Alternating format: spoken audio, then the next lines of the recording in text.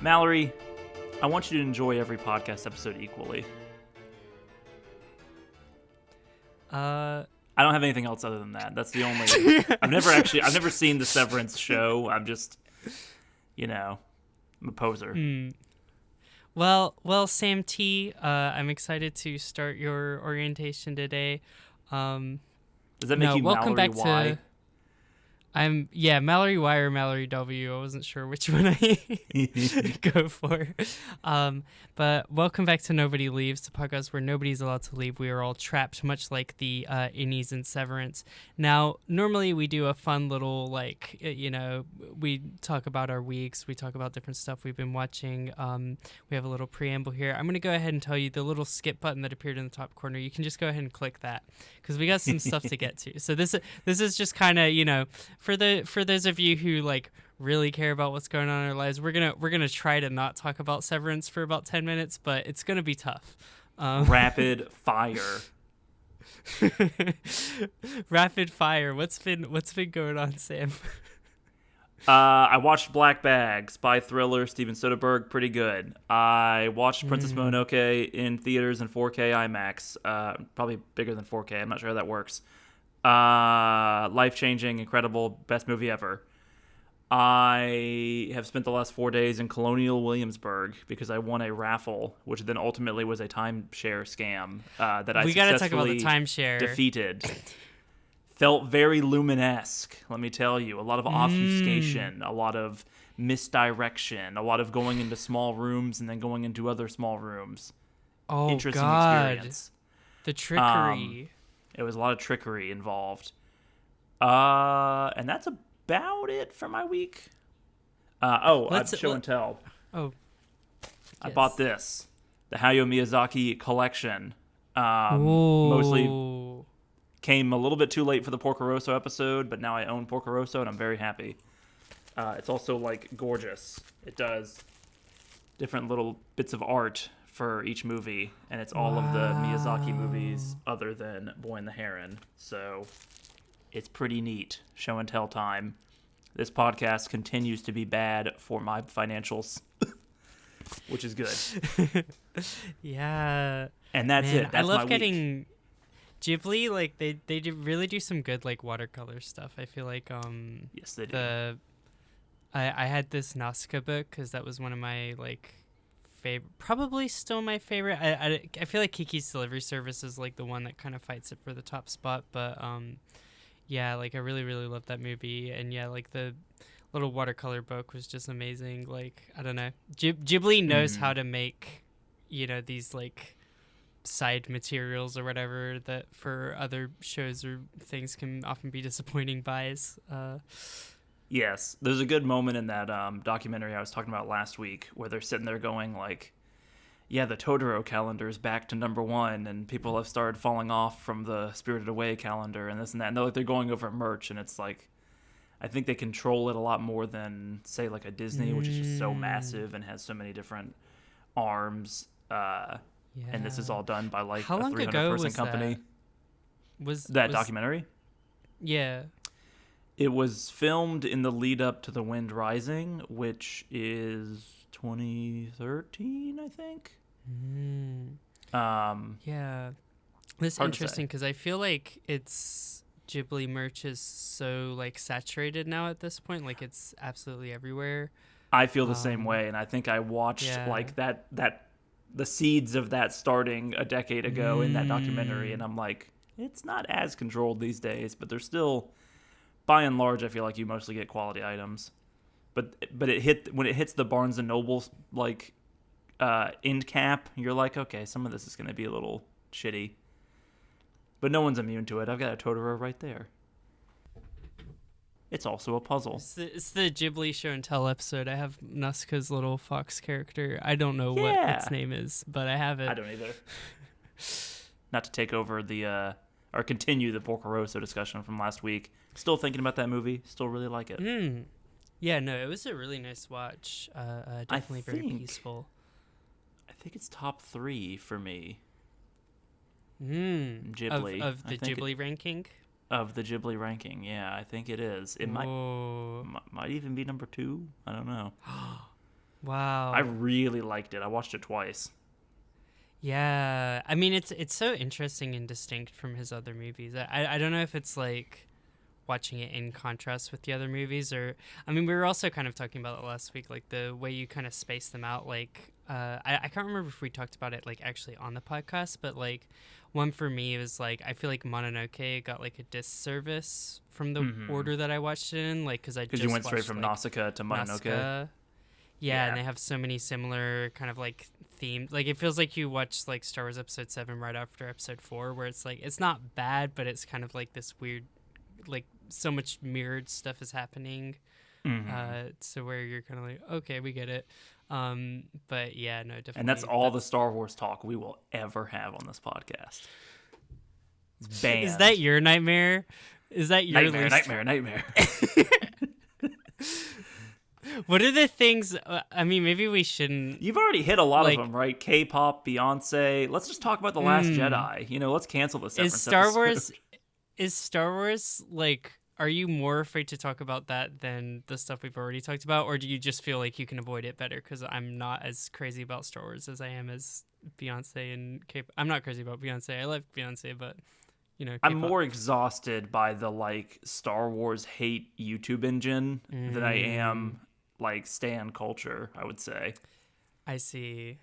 Yeah, I mean that makes sense. People are very weird about Star Wars. Yes, they are. Know. Yeah. What's your week been like? I know one thing you've done all week is watch 19 episodes of Severance, but otherwise, what you been up to? Well, after I finished the 19 episodes of Severance, I started like reading a bunch of fan theories, watching a lot of YouTube videos, consuming a lot of Severance related podcasts. Right up until this recording, I was listening to interviews of like the actors and directors and creators of Severance. So it's been a pretty hectic week. So in terms of stuff that isn't related to the Severance, cherry blossoms are blooming here in Japan. I went and saw those. So anyway, boring. Let's talk about Severance. No, I'm kidding. I'm just like, there's really nothing to it. It's kind of weird because the cherry blossoms are beautiful every year. They're very nice to see, but it does also become less of an event. I feel like the more years that go by, sadly. I'm in the North Carolina equivalent right now, which is the Bradford pears are blooming. The city smells like fish, but it does look nice. So yeah. It's give and take. I mean, it's nice. It's too cold though. I keep getting sick because of the temperature changes. I don't know. I will say, like, actually on a real note, like part of why I was only watching Severance and not doing anything else is because I had kind of a weird work week, in terms of like my schedule, and I like the year, like the school year changes over for Japan in like March and April, so we just kind of went through like that week, which is like a lot of like office working and like planning and like paperwork and that kind of stuff. So it did feel very like, I don't know, I feel like I got a little bit of a taste of like what that like normal office job is like, you know, like just spending a day, like scheduling out time to like move papers around versus like, I feel like typical day for a teacher, like any filing, organizing stuff is just like a little asterisk that you're like hurriedly doing before you go home, like after you finish your actual classes or whatever, you know. And my impression of teaching is that every day is a little different, which is both a good and bad thing with that career. Yeah, it's very like you know, I think it's a very good career for me in terms of like engaging my like ADHD like inability to like focus, because like having little kids in front of you that are just like always moving this way and that is just like you're locked in. I never have to worry about that. Even like I think I only worked like 2 normal like 9 to 5 days this week, and I was like, wow, I cannot do like, and I came in with like, you know, just like full of energy, like, oh, this will be a nice change of pace, you know, or whatever. And it's like, whew, Like, I could not do that for long periods. I understand. So, yeah. As someone who also works weird hours. Yeah. Anyway, we've now hit 10 minutes of my recording. So this is what You I'm work thanking for. lightning round. Lightning Severance round. time. It's I'm time back. to I wanted to sever- say one thing before we get into it. Okay. Yes, please do. I've been very hot or cold with this series. I may have made a scandalous YouTube short based on a previous conversation where I told you I wouldn't pitch it, and then you cheated our system to pitch yourself the show, Listen, which I love and have done myself. That's a huge part of this discussion. But I'm currently hot, not cold, is what I'll say, and I'll get into why as we get through it. I think that as the transition this week, we should see who can do the best impression of like when they're in the elevators and they. Okay, that was pretty good. I'll try mine. That's not bad. What do you think? That was pretty good. I couldn't see what mine looked like, but you had the like eyelid flutter, which is pretty good. Oh, that's good. Yeah. Yes. You gotta have your eyes rolling back. I don't know. The glasses, I feel like, kind of fun. kills the effect a little bit. Interesting. You gotta like model after Dylan's like transition, and see how he's such a talented actor. He can get through the glasses. The person who does the best, I think, is still Mark. Like, and maybe they show him more often transitioning. But yeah, like, right. Adam Scott like nails it, and it's very like disturbing. Yeah. No, it's so creepy. I want him to just like do that in like a non-Severance situation. I feel like it would like freak people out. I agree. Here, chosen one. Here. Sam, do it. This is the craziest shit I've ever seen in my entire life. When's the last time you watched a twisty-turny theory? Like, I call them Reddit shows. Like, I've got to go to the Reddit discussion board after the episode comes out. I mean, I feel like I've been in a little hole of it. Like, I've kind of been in it with Beastars recently, but Beastars was, like, less of, like, trying to, like, fan theory your way to, like, figure out the logic, factual answers to things, and more like, what is this a metaphor for? What is this commentary on? You know, that kind of thing. And, like, slightly different, but I was pretty deep in, like, the Reddit threads on that one. I'm trying to think of, like... I love a like puzzle box. I love trying to pick theories apart. I'm really trying to like think of. I feel like I do it to like normal shows a lot as well, or like things that aren't really supposed to be puzzled apart. But that's more like character analysis. I'm talking about like plot mechanics, like who's on whose side or what's gonna happen, like that kind of stuff. I'm trying to think mystery? Honestly, because like the major ones people bring up, like I haven't watched Lost. I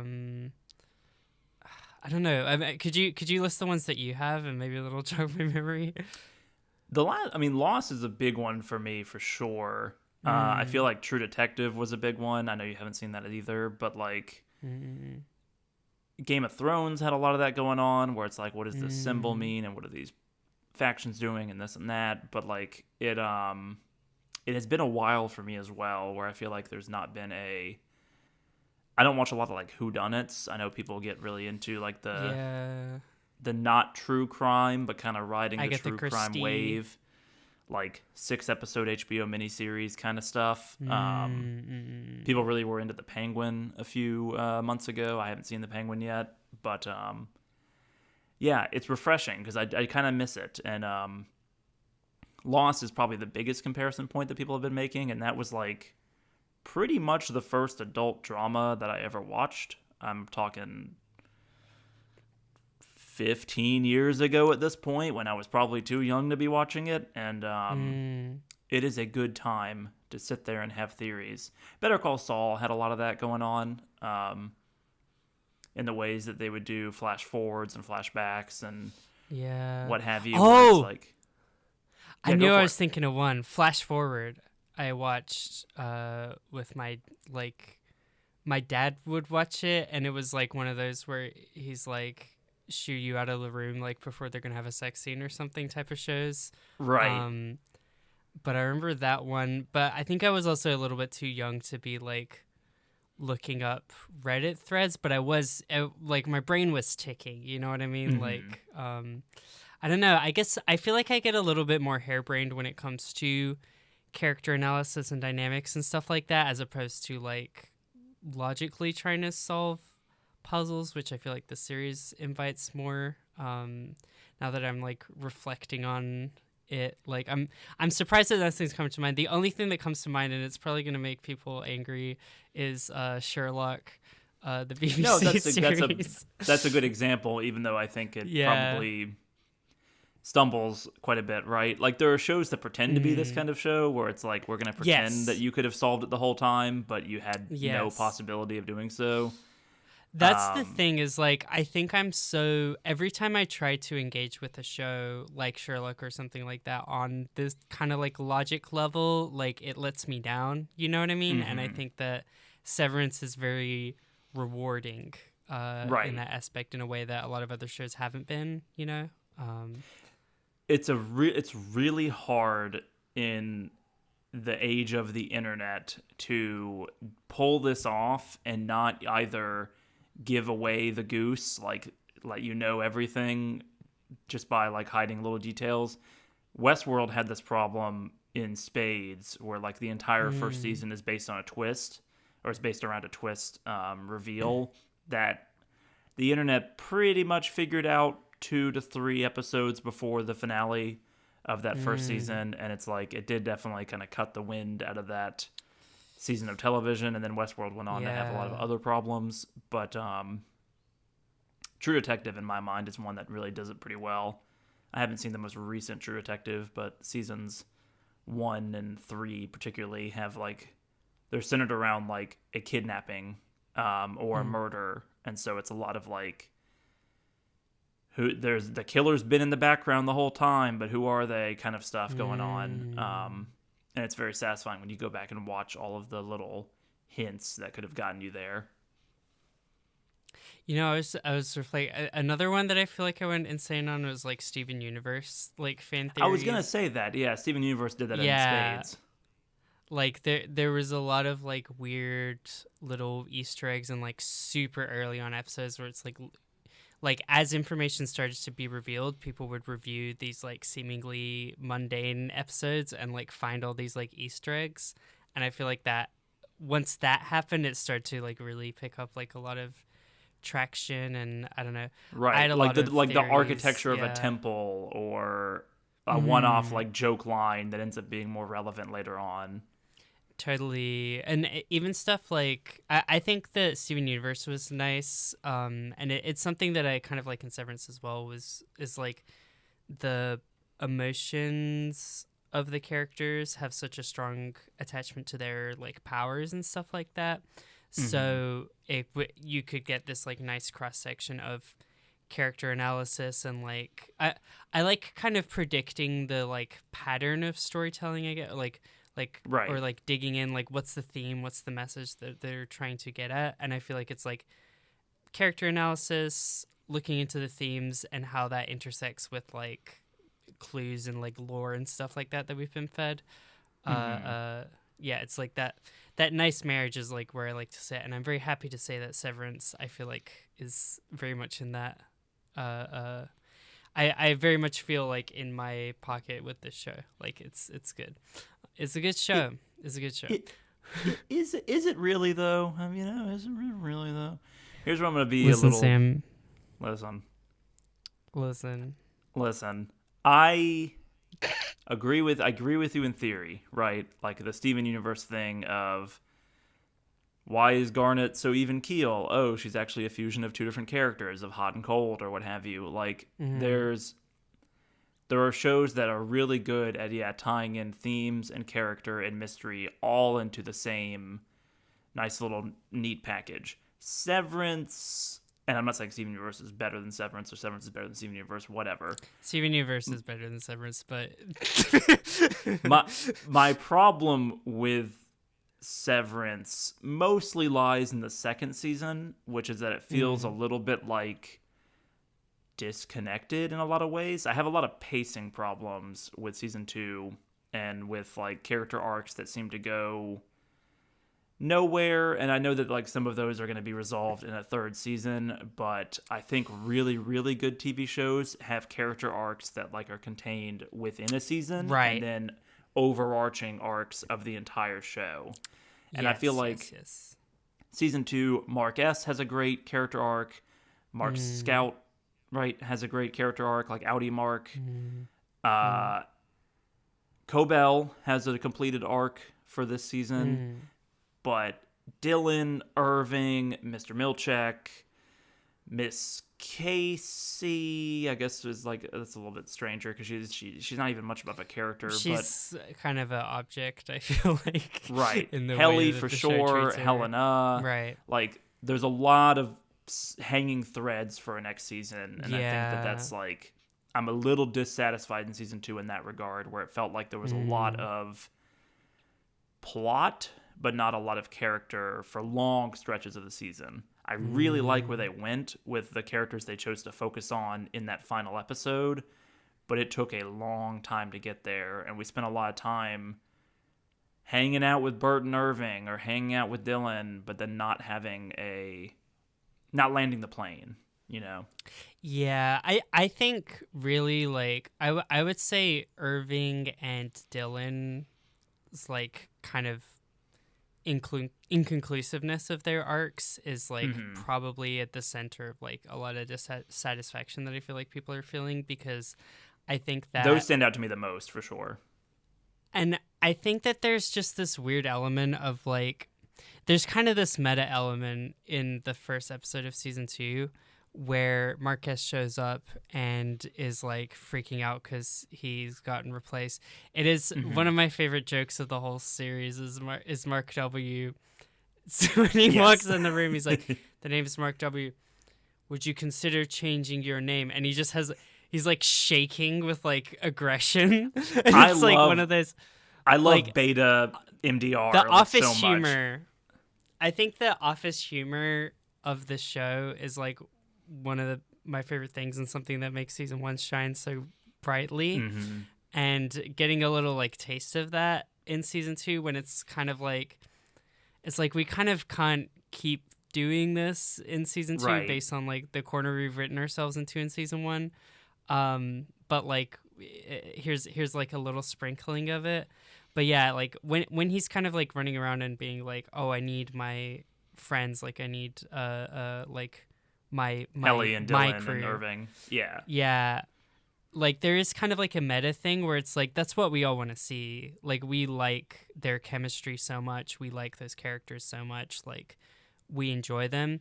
But at the same time, like it just feels like there's not a lot of room in the story for Dylan and Irving, and they're given side plots and stuff to do. And like Irving, like I think I've felt weird. I don't really know what it is about the episode where they go out in the snow, but that is like one of my favorite episodes of the season, and I really like it, and I like Irving's arc. Yeah.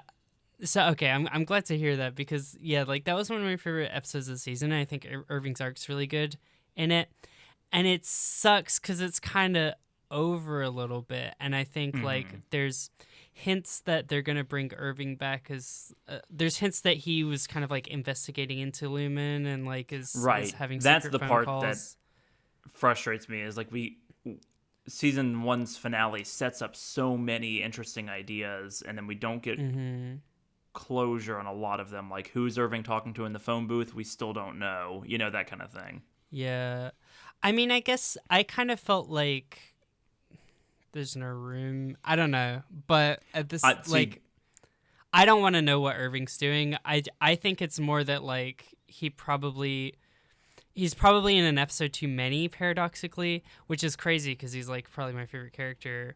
Like it's crazy for me to be saying that, but it's just kind of like because it's John Turturro and because we want to see more of him and Christopher Walken like in every season, like we gotta like hit that beat when like, I don't know, it feels like if he just like disappeared into the night and then came back in season 3. I don't know. Like, it would feel a little less like they were like dangling a carrot. I don't know, but It to me, it reminds me a lot of The Bear season 3, which is we know we're making a season 4, so we're gonna save the juiciest bits for season 4. Severance feels like that from 2 to 3, where there's a handful of episodes where I really do feel like nothing is happening. Particularly the penultimate episode where we're gonna drive out to a field, we're gonna stare at Cobell, but we can't say anything yet. We gotta wait till nighttime, and so then we're just gonna kind of look at each other and not talk to each other, and that is it's frustrating to me. I don't know if it needed that extra 10th episode, because the finale's pace is fantastic. Like, so much is happening all at once, but I don't know why they wanted to have a breakneck final episode, but then that middle chunk from like the Orvo onward be pretty slow. And that's not to say that like there's not great moments in there. Like the Gemma episode, of course, pretty beloved. But what I like about that episode is we're learning about the character, and we're like, it's just really well acted, and it's really interestingly filmed, and this and that. A lot of the season's dedicated to Dylan and his wife, and it doesn't necessarily land the plane for me.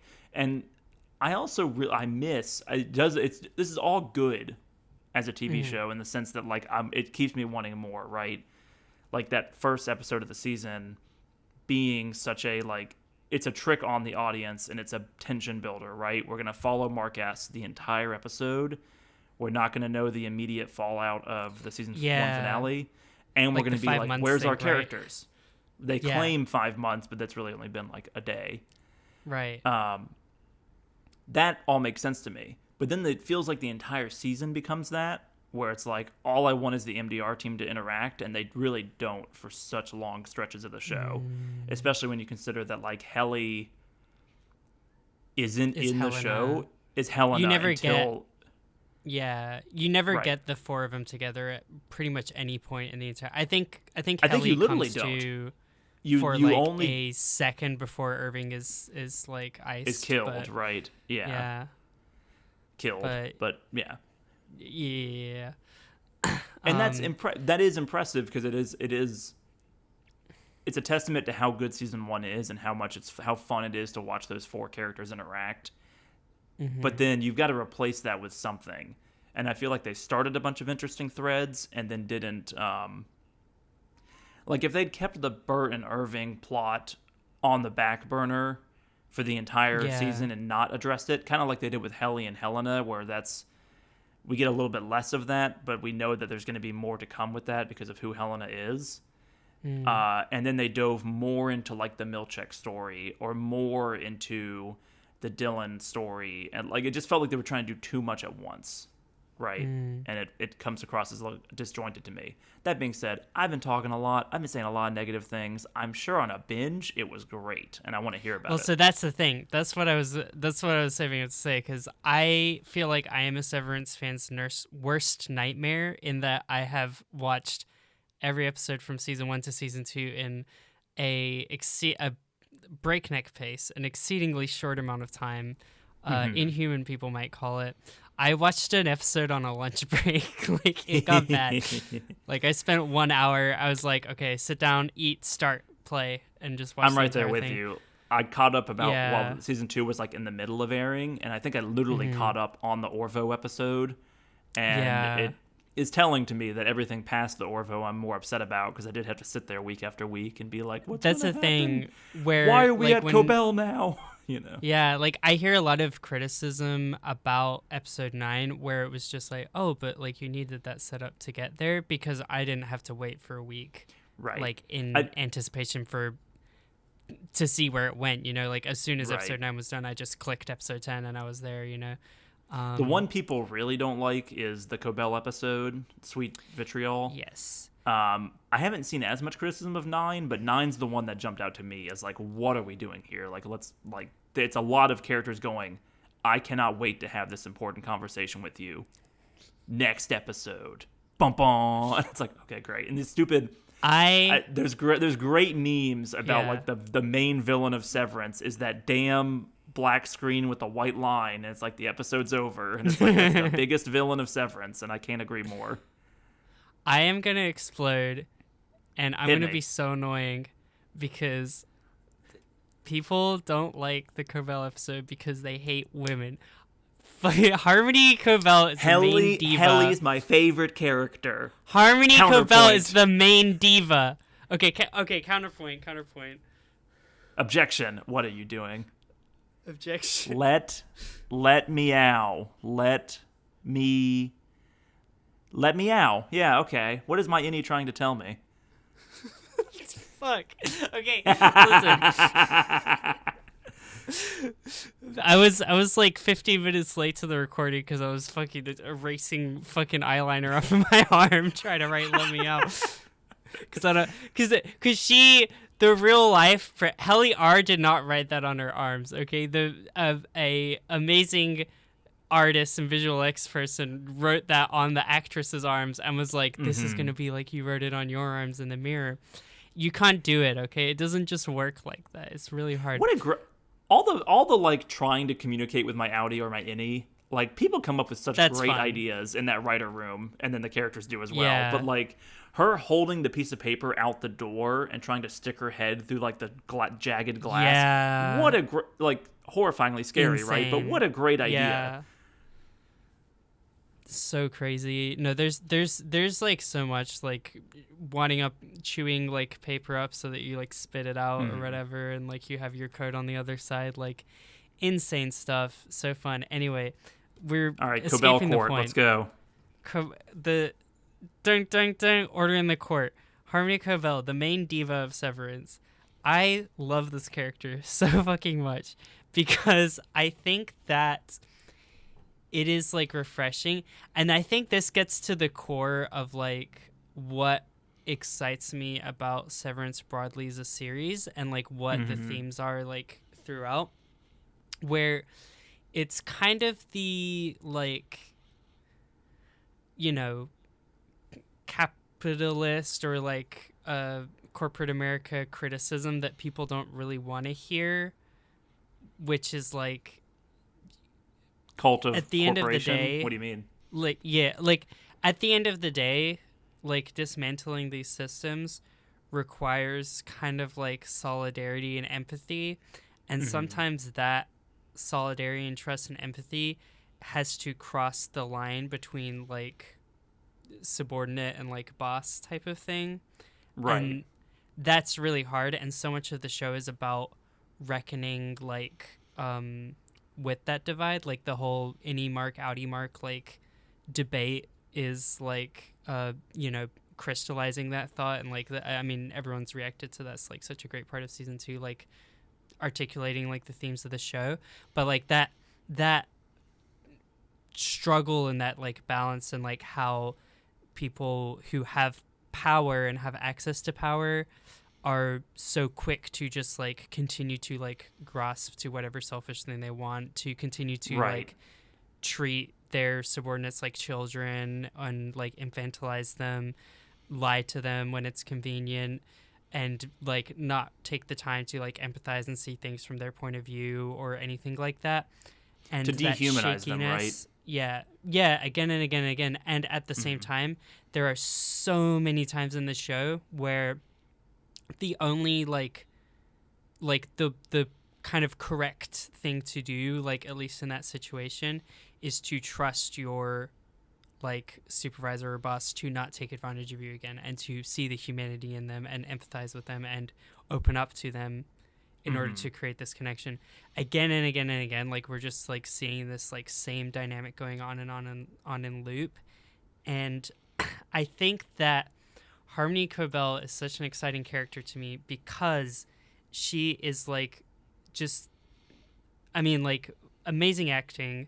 I feel like she is just such the like this like archetypical, because we watch so many shows that are like dystopians and like, oh, the evil government has taken over Pan Am or whatever, and like, I talk about like like the absolute worst character in every dystopian is like the Elon Musk substitute, like corporate CEO who yes. just talks like a weirdo and is boring. Like I've just seen it so Yeah, many times. I'm so sick of it, and it's right. It's like we get it, I but hate even billionaires like too, guys. I get yeah. it, but like it's usually like it stops there, you know.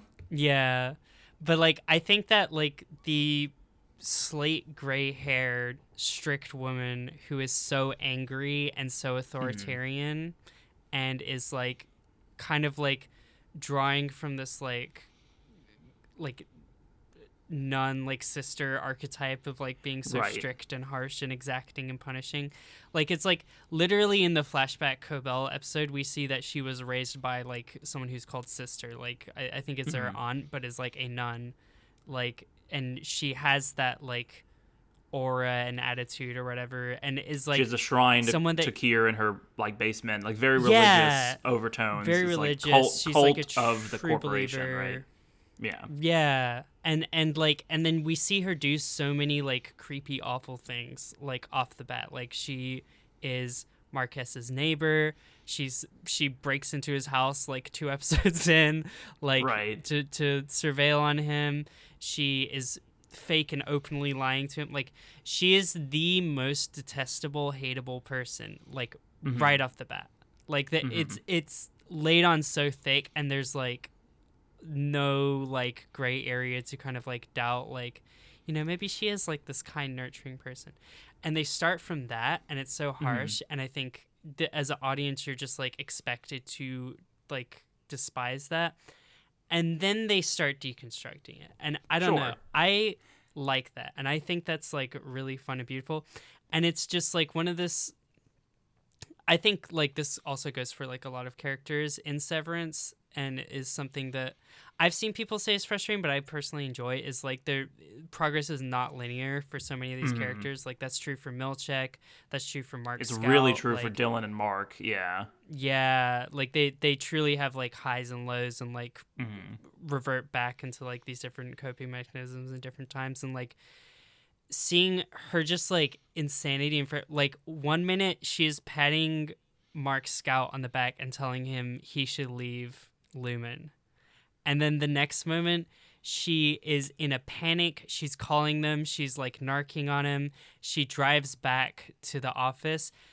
Like this scene like is one of the like her jumping out of the car and leaving the car running, which I Yes. think also at that time you're not sure if the baby's in the car or not, so you're Even like, as she's just been holy- fired, right? Like she's still Right. like, no, I must protect the mission. I must protect yeah, and Severance. she was ready to turn. Like she had Mark S in her arms, and she was like, you should get away from Lumen, and she was being altruistic, and she was doing the first actual kind thing towards Mark S that she's ever done.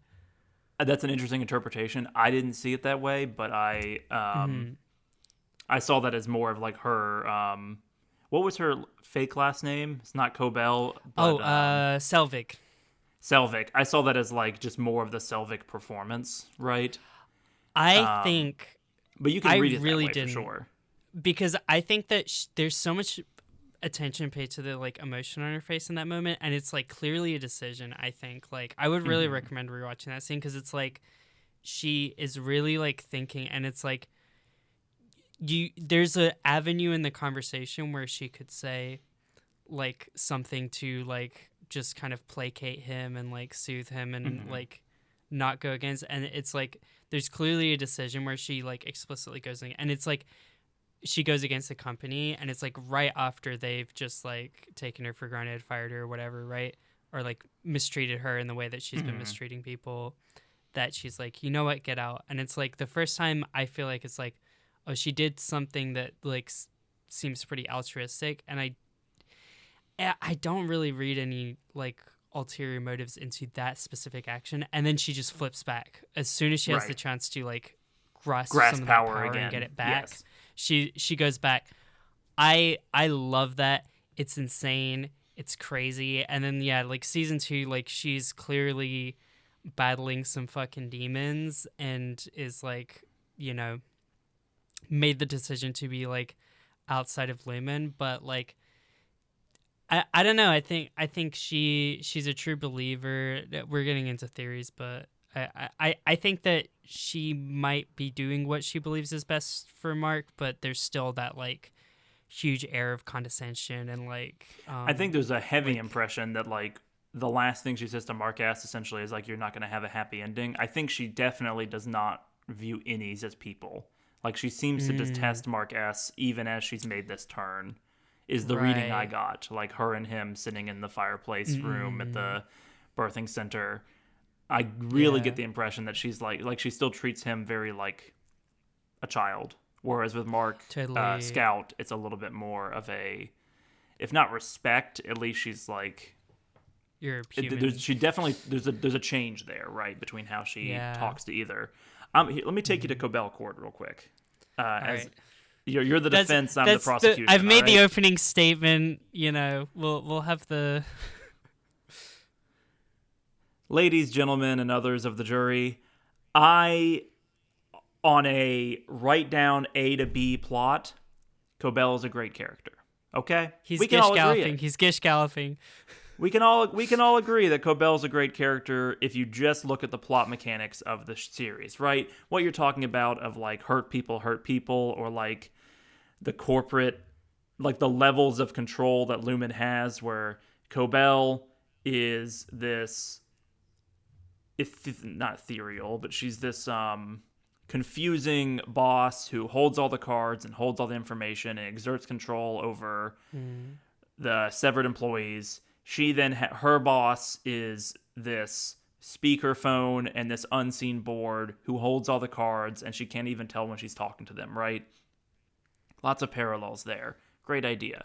The concept of her being the creator of Severance and then that being like taken from her, the concept of her being raised in this society of ether huffing orphans, or not orphans, but like child worker bees. Yeah. All that makes sense. All that makes sense for a great transformation. And the fact that she even is very ambiguous by the end of this season 2, where it's not clear if she is now working with the like any liberation team of Devin and Mark, or the Gemma liberation team, if we're being real, or if she's her own third party, where she wants to like exert revenge on Lumen, but maybe be the one controlling it by the end. All that's interesting. All that's great. Great character on paper. Here's my problem. I'm sexist. No, here's my problem. I just don't like the performance. I don't like characters talking in weird cult speak, because she talks in weird cult speak the entire time. It's never dropped. It's always like shrouded in terminology and obfuscation. And because of that, when we have her crying and sucking on the air tube of her dead mother, I don't have an emotional connection to it, because I've never been able to emotionally connect to Harmony. Even her cracks in the armor are weird and cultish, right? And so for me, there's not enough of the real world like that you and I live in to apply to Harmony, that I can't really empathize with her in the way that I can in Milchek's mini arc in season 2, because I understand what racism is, right? And I understand what like how it manifests itself in institutions. And even the Milchek stuff is very small and doesn't really go anywhere as far as season 2 is concerned. Although I do think it's on rewatch, his scenes in the bathroom are interesting, and I'd like to talk about it at some point. But that is my problem with Harmony Cobell. It's not the character; it's more just the performance, and that like she never drops kayfabe, and so I can't ever empathize with her, because even an episode focused on her, she's still just a fucking weirdo for the entire time. Like she's a annoying. She's the worst diner customer and just a bad hang. In one episode, I like her friend better, because he's at least funny. You know, I like the. Do you not? What does he say know when the people- trucks are approaching? Like, I'll show you the four tempers or something. Oh, it's really great. Do you not know people who never drop kayfabe, who are just weird little freaks, who just Yeah, speak I have a with so much podcast with authority one of them. and have such a white knuckle grip on like control that they never want to be, like that. and they just talk weird. I don't know. There's something like I've just had weird teachers and just known weird people where I'm like, what goes on? Have you ever in the seen depths. American Beauty? This is gonna be a weird poll. No, I have. I have seen American Beauty. Yes, I have. One time. You know the mom in that movie, like Kevin Spacey's remember. mom. Okay, well she's like a realtor, and she's very much this. Like I am, what I present out to the world is not what I feel, and I like bury down my actual emotions and actual feelings or whatever. And then it all breaks by the end of the movie, and she has the actress of that movie has a great, powerful performance where like she drops like all of the societal pressure to be not who she is, like finally cracks, and she has this emotional outburst. I didn't get that with Harmony in the same way that I do with Milchek. It's frustrating to me. That character is very frustrating to me, even though like what she is doing, and on paper, I like the arc. Our queen demands a lot. Because I think this is my way of thinking about it. Now, you might be like, Mallory, you're giving a ton of credit to this woman seemingly just based on her gender and nothing else. Okay, well here, you want to do that? I like the version of it I like better is Helena, and I like Miss Casey also. Where Miss Casey is weird. Season 1 Miss Casey's weird, like impenetrable, strange, cultish, very lumen, what have you. But she has the little moment with Mark before she is reset, and you learn that she's only been alive for like 100 hours total. And that's all I need. That's all I need from Harmony. Yeah. And I don't really get it with the Sweet Vitriol episode. This is the comparison I want to make with her, is with her and Milchek. Because I think that they're very similar characters, and I think in the way that they're like set up and written. They're they both leave you wanting. Like both of them, there's just like stuff about like their real personality and what they're really thinking, their real motivations that like is not revealed. Right. There's pros and cons to that. I think I do still like being kept in the gray of like what they really think about stuff, because that is kind of a lot of what adds to the suspense of the thriller, where you see them increasingly like swinging both ways, like increasingly doing things that is in defiance of their superiors and in defiance of Lumen, and then increasingly doing stuff that is like still manipulative and self-serving and like regressing, like, right? Especially the Innies. Yeah, and yeah, Milchek has like, that moment where he's looking at himself in the mirror, and it's like, no, well that too. That's also great. But at the very end of the season, where he's like, essentially, it's subtle and it doesn't necessarily feel like it caps off that season 2 arc very well, but I'm more okay with it than other characters. He looks in the mirror and he basically says, all right, I'm still on Team Lumen. And then he physically like transforms himself by like becoming more of like a brute, and is trying to like knock down the vending machine. Right. He like says, I'm going to keep playing the villain. Yeah. No, I think that's the thing, is like, I think that the way that Milchek's cracks show, like, you know, like there's the everyone is calling like the Get Out scene where he after he looks at the black Kier painting with bright blue eyes, God. Like destroyed me. See, that's something I can grab onto more. I said this earlier, but like, because that is something that I could see in our world, even though it's got this weird sci-fi cult company obfuscation to it. Yeah, I think it's just that like he has these moments, like there's that one, and like also like him being like lectured on like you need to stop using such big words, which seems like a really obviously like racialized kind of like dig towards him. Right, you can see like Drummond calling him uppity, you know, like it's like just right about there. Yeah. Like it's a little subtextual, but not really. Like it's kind of like, like this is this situation that he's in. But I think there's like a interesting dichotomy between the two characters, where like I feel like Harmony is like this religious fanatic, like this true believer in this like whatever the principles of Kier really are. Like she believes them to an extent, but she's gonna she kind of wants to enact them in her own way, and like it seems like she doesn't think everything Gluman is doing is like in line with those teachings, versus like Milchek. Like I feel like the bottom line is like order and control and like protocol and like everything like fitting into the system. And ladder And climbing a little bit too, right? yeah, and a huge difference between them also is like Milchek is charismatic and has that side to him that he like puts out, and I think that makes him a lot more likable, versus Harmony is not charismatic and seems like the kind of person that does not care about being charismatic as a boss. Like she like there are so many, it was some of the earliest scenes that stood out to me in the show where like Mark walks in and like there's so many like just musk slips like immediately. Like she gets so angry. The anger never seemed like a performance or like a way, like obviously she's using her like angry outbursts to like keep him in line to an extent, but like Right. it also just felt like musk slips when she like threw the mug or when she is like yelling at him or whatever, and it's horrifying and terrible, and it just feels like, yeah, this is like these two different types of like It's almost like first generation, bosses second or- generation. You know what I mean? Like yeah. person who was at the company at the ground floor, and that's not necessarily what Cobell was, but she is that for Severance at least.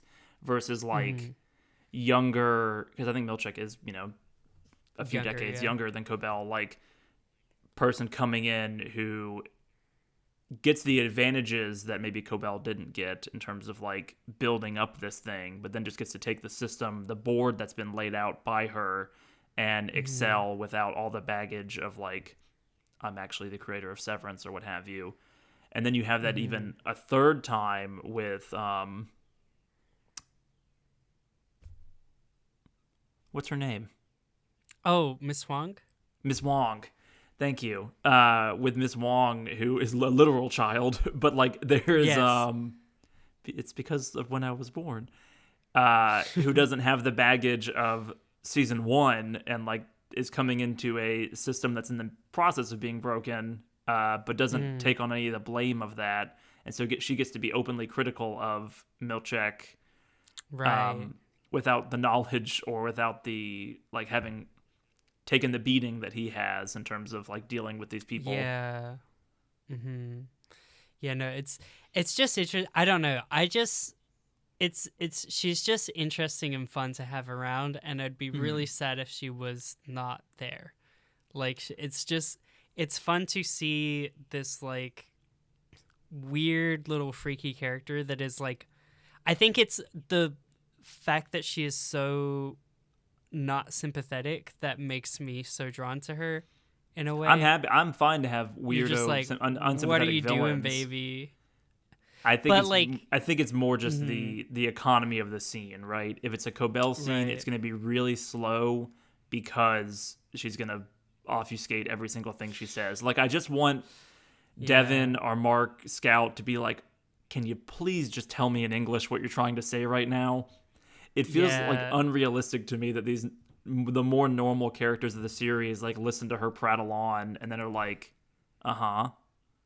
I think that what you're saying, like, I think that they are missing a little bit of what Heliar does to like Right. her father, like Jamie Egan in like one of the last scenes where he's like, I got so angry I threw a little tin of mints, and she's like, you're so fucking weird, what is wrong Yeah. with you? Like they Heliar could use a continues little to be bit the more best of that. character. Yeah, Yes. I do think that her humanity moments though, like and just to finish our 30-minute conversation about Harmony Cobell, is that she is that she like she I do think there's like something legitimate about like mothering and motherhood in there.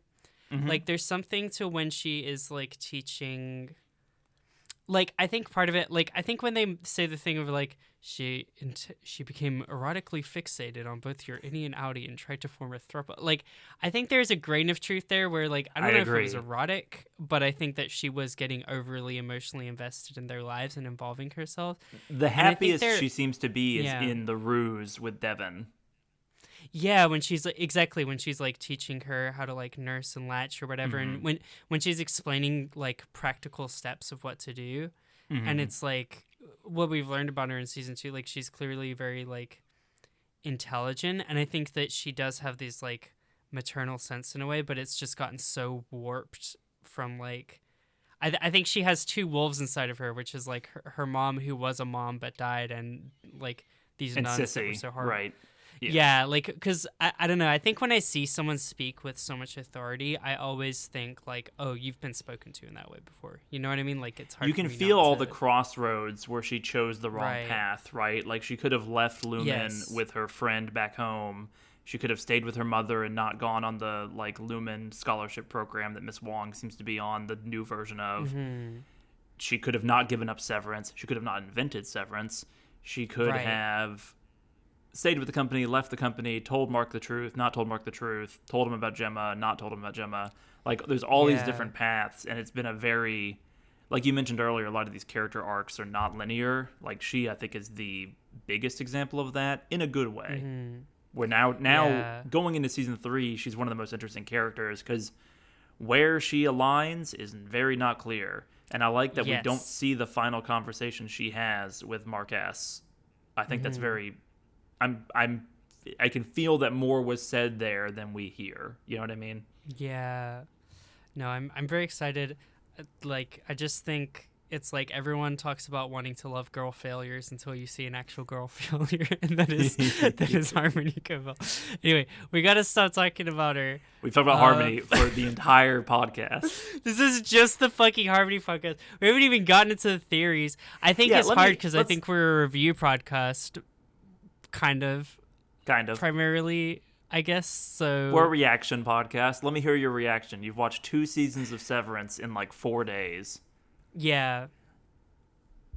I mean, season 1 is fire. Obviously, I don't want to all this stuff I'm saying about season 2. I'm being defensive over it, but I do think that season 1 is like the shit. Like, it's such a great like commentary. I think they're the little things they're scattering in with, like, you know, Mr. Milchick always being the face of like these, like, you know, we're having like a little celebration for you, like meeting this like really mediocre. You have an minor allocated milestone. merriment time slot. You know, Yeah. it's very Google Calendar. Exactly. It's like, you know, like you have 1 coin a day for the like snack, the vending machine or whatever, and like, and just like I think the 3 central, like I guess all 4 you could say are like different ways of like coping, but I mean especially the 3, like Mark, Dylan and like, Irving. The people like, who've been are- in the system for a while. Yeah, they're so archetypical of like the ways that different people cope with like being in an office and being stuck in office life, that it's like I think that very few people viewing wouldn't find themselves relating to at least one of them, if not Heliar, which is like the much more human universal instinct to like try to escape this prison and be like and ask questions. I feel like Dylan and Irving, like like the kind of person that's just trying to like game the system, all that, like doesn't really give a shit other than just like achievement and like superiority, is like such a common thing you see in like officer like school environments. And then like the Irving archetype to me is like the HR director. Like, I have bought in so hard to like the mission statement of the company I'm working at, where the Dylan character is like the incentive driven, I'm going to get the most sales this quarter, I'm going to get like the pat on the back, I'm going to be easily manipulated by the promise of a pizza party, or in the case of Severance, a waffle party. I've known so many Dylans and so many Irvings throughout like my time working in corporate Yeah. land.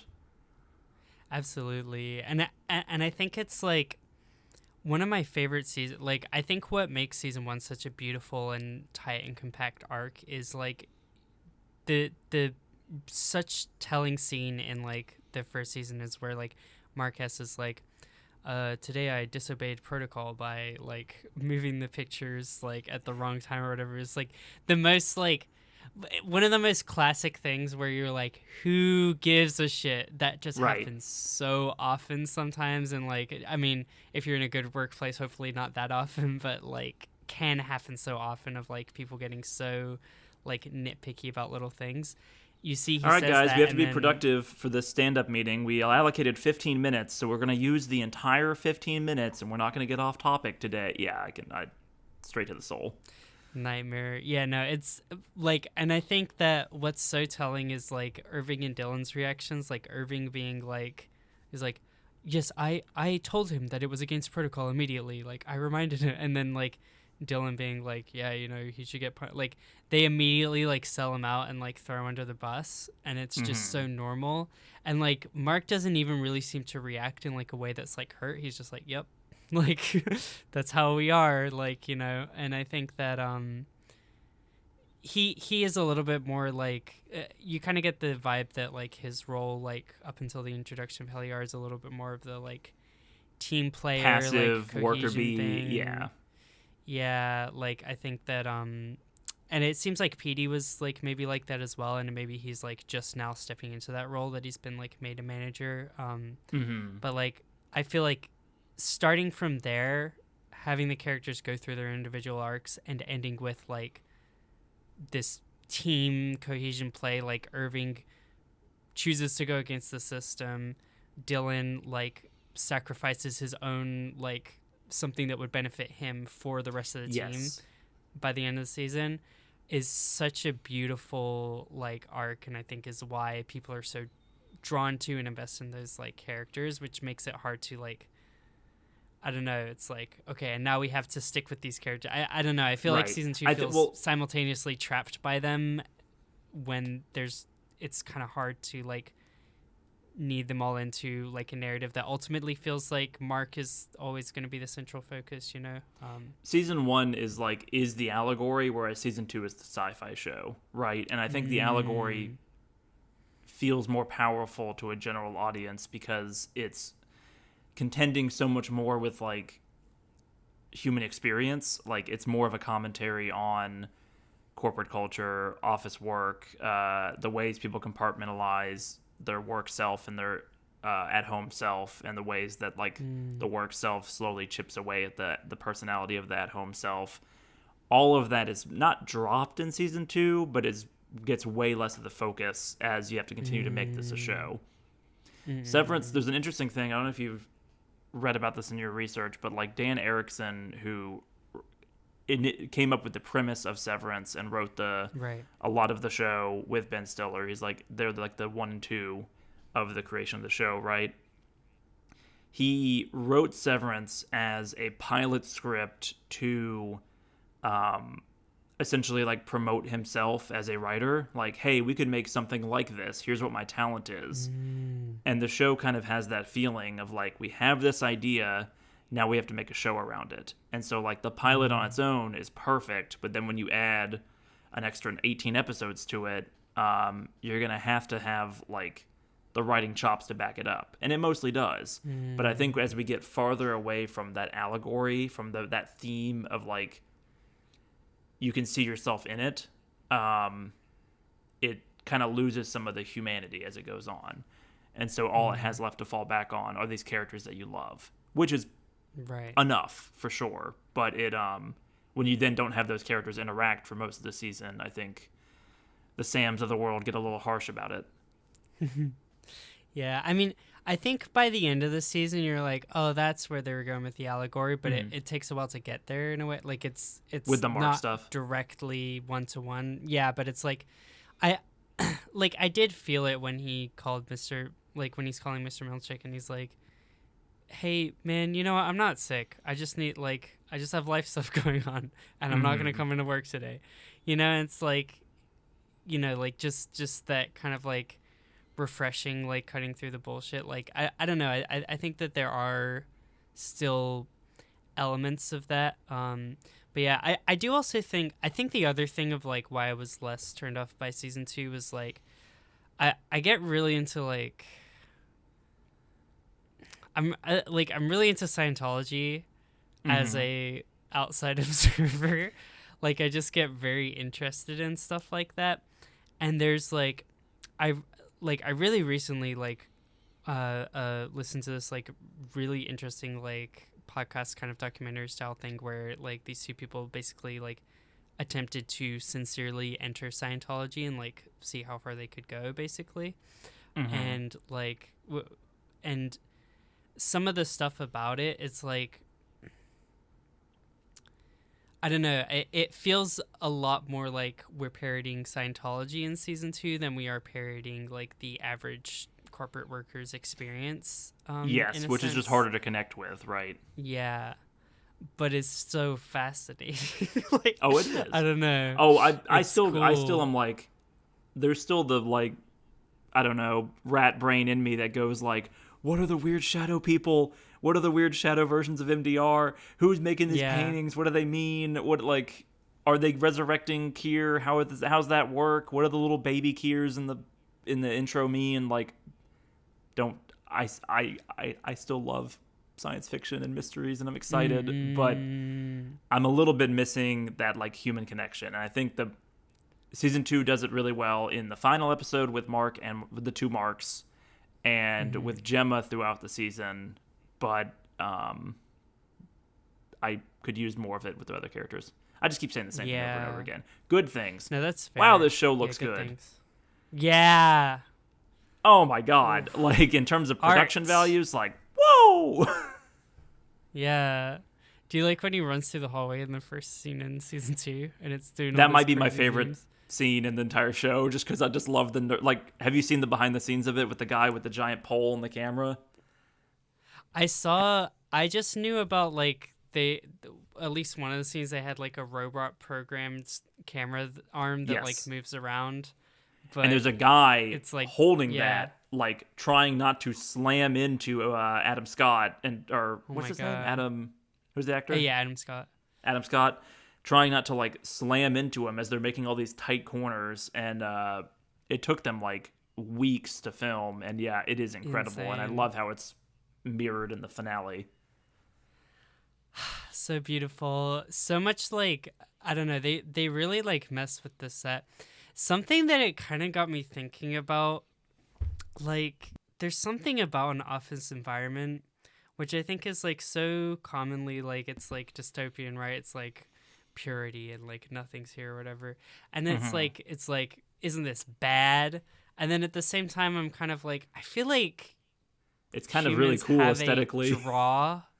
Like, I feel like people have kind of this inherent drive to, like, I want a completely pristine, white, windowless, doorless room, or like everything in order. Like there is something like friendly and like warm about the like MDR like office room, and like even though it's like so weird that there's so much space around them, like the way that it's like clustered in the middle, like it just feels kind of like home in this weird way. Like I don't know, vaguely aesthetically pleasing in a geometric sense. Yeah. Well, at the same time, of course, being like so clinical and like, you know, are we walking through office hallways, or is this like a, you know, inside a mental institution like type of thing? Do you like pristine Portal 1 Aperture Science, or like overgrown falling apart Portal 2 Aperture Science? Yeah, real Aperture Science vibes, honestly, because I think it's like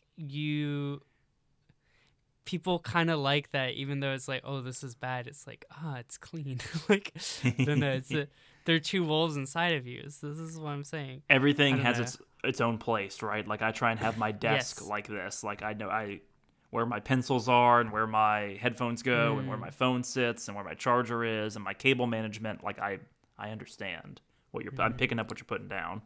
Totally. At the same time, one of the things that impressed on me so early, and is such a beautiful kind of consistent thing, that is like how little freedom you feel in the outside world. Like the inside and outside worlds are aesthetically different.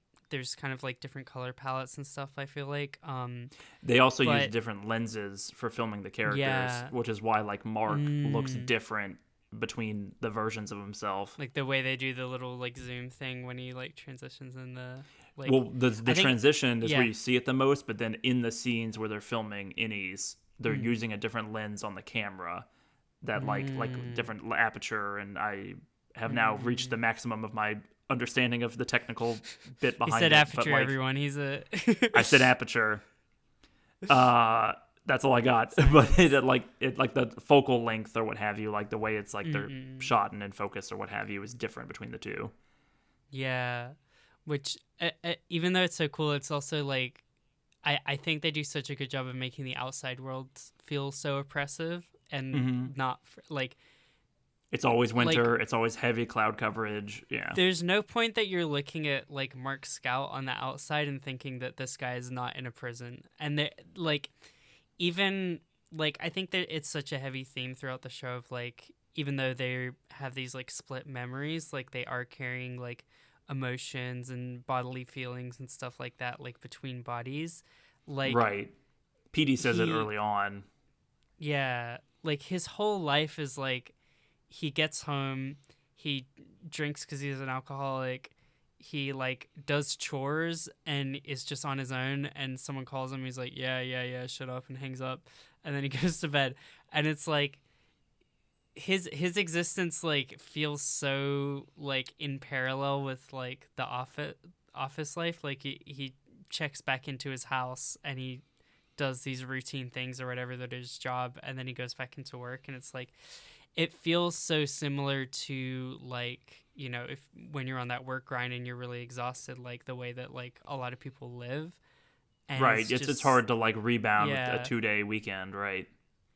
Like it's such a, I feel like the premise of the show is like people are like, oh wow, that would be great if I could just like skip work or whatever, and it immediately just like hits you in the face of like this guy's life fucking sucks and is no better for Severance. Like that the idea that his life has been improved by Severance is kind of out the window, like out the gate. Right. Well, and it's also so like the idea of creating an innie and that innie being like the clean slate version of you. Like I feel like the innies get less happy the more they interact with the outside world, like the more they know. So like Dylan, obviously in the first season, the minute he has the chance to actually like experience being a father and like knowing about getting a tiny glimpse of what his world is outside, he can never go back to caring about finger traps again, right? The Rickon shitty self-help book that like radicalizes all of them, hysterical,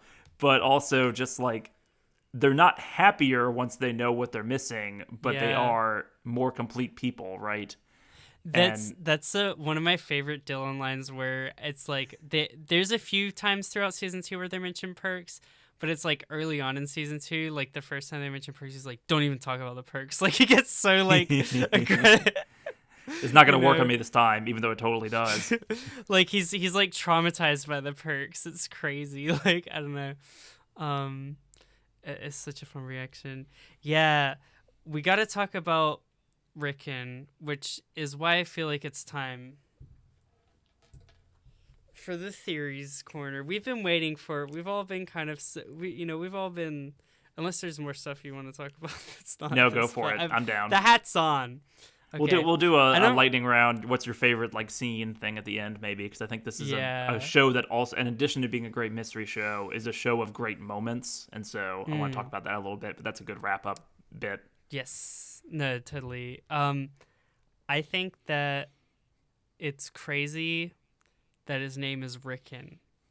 And I went and I made a list, and his friends' names, there's Rebecca, who, you know, is a standout performance by this. Sure. She's giving like the weird old lady in like Home Alone with like the birds or whatever. She's just like, yeah, I have these weird birds. You know, I can't see. Like she's just like saying all these like weird fucking lines. They're also friends with a guy named Balf. They're friends with a woman named Danise, Danise, rather than Denise, and someone called Patton.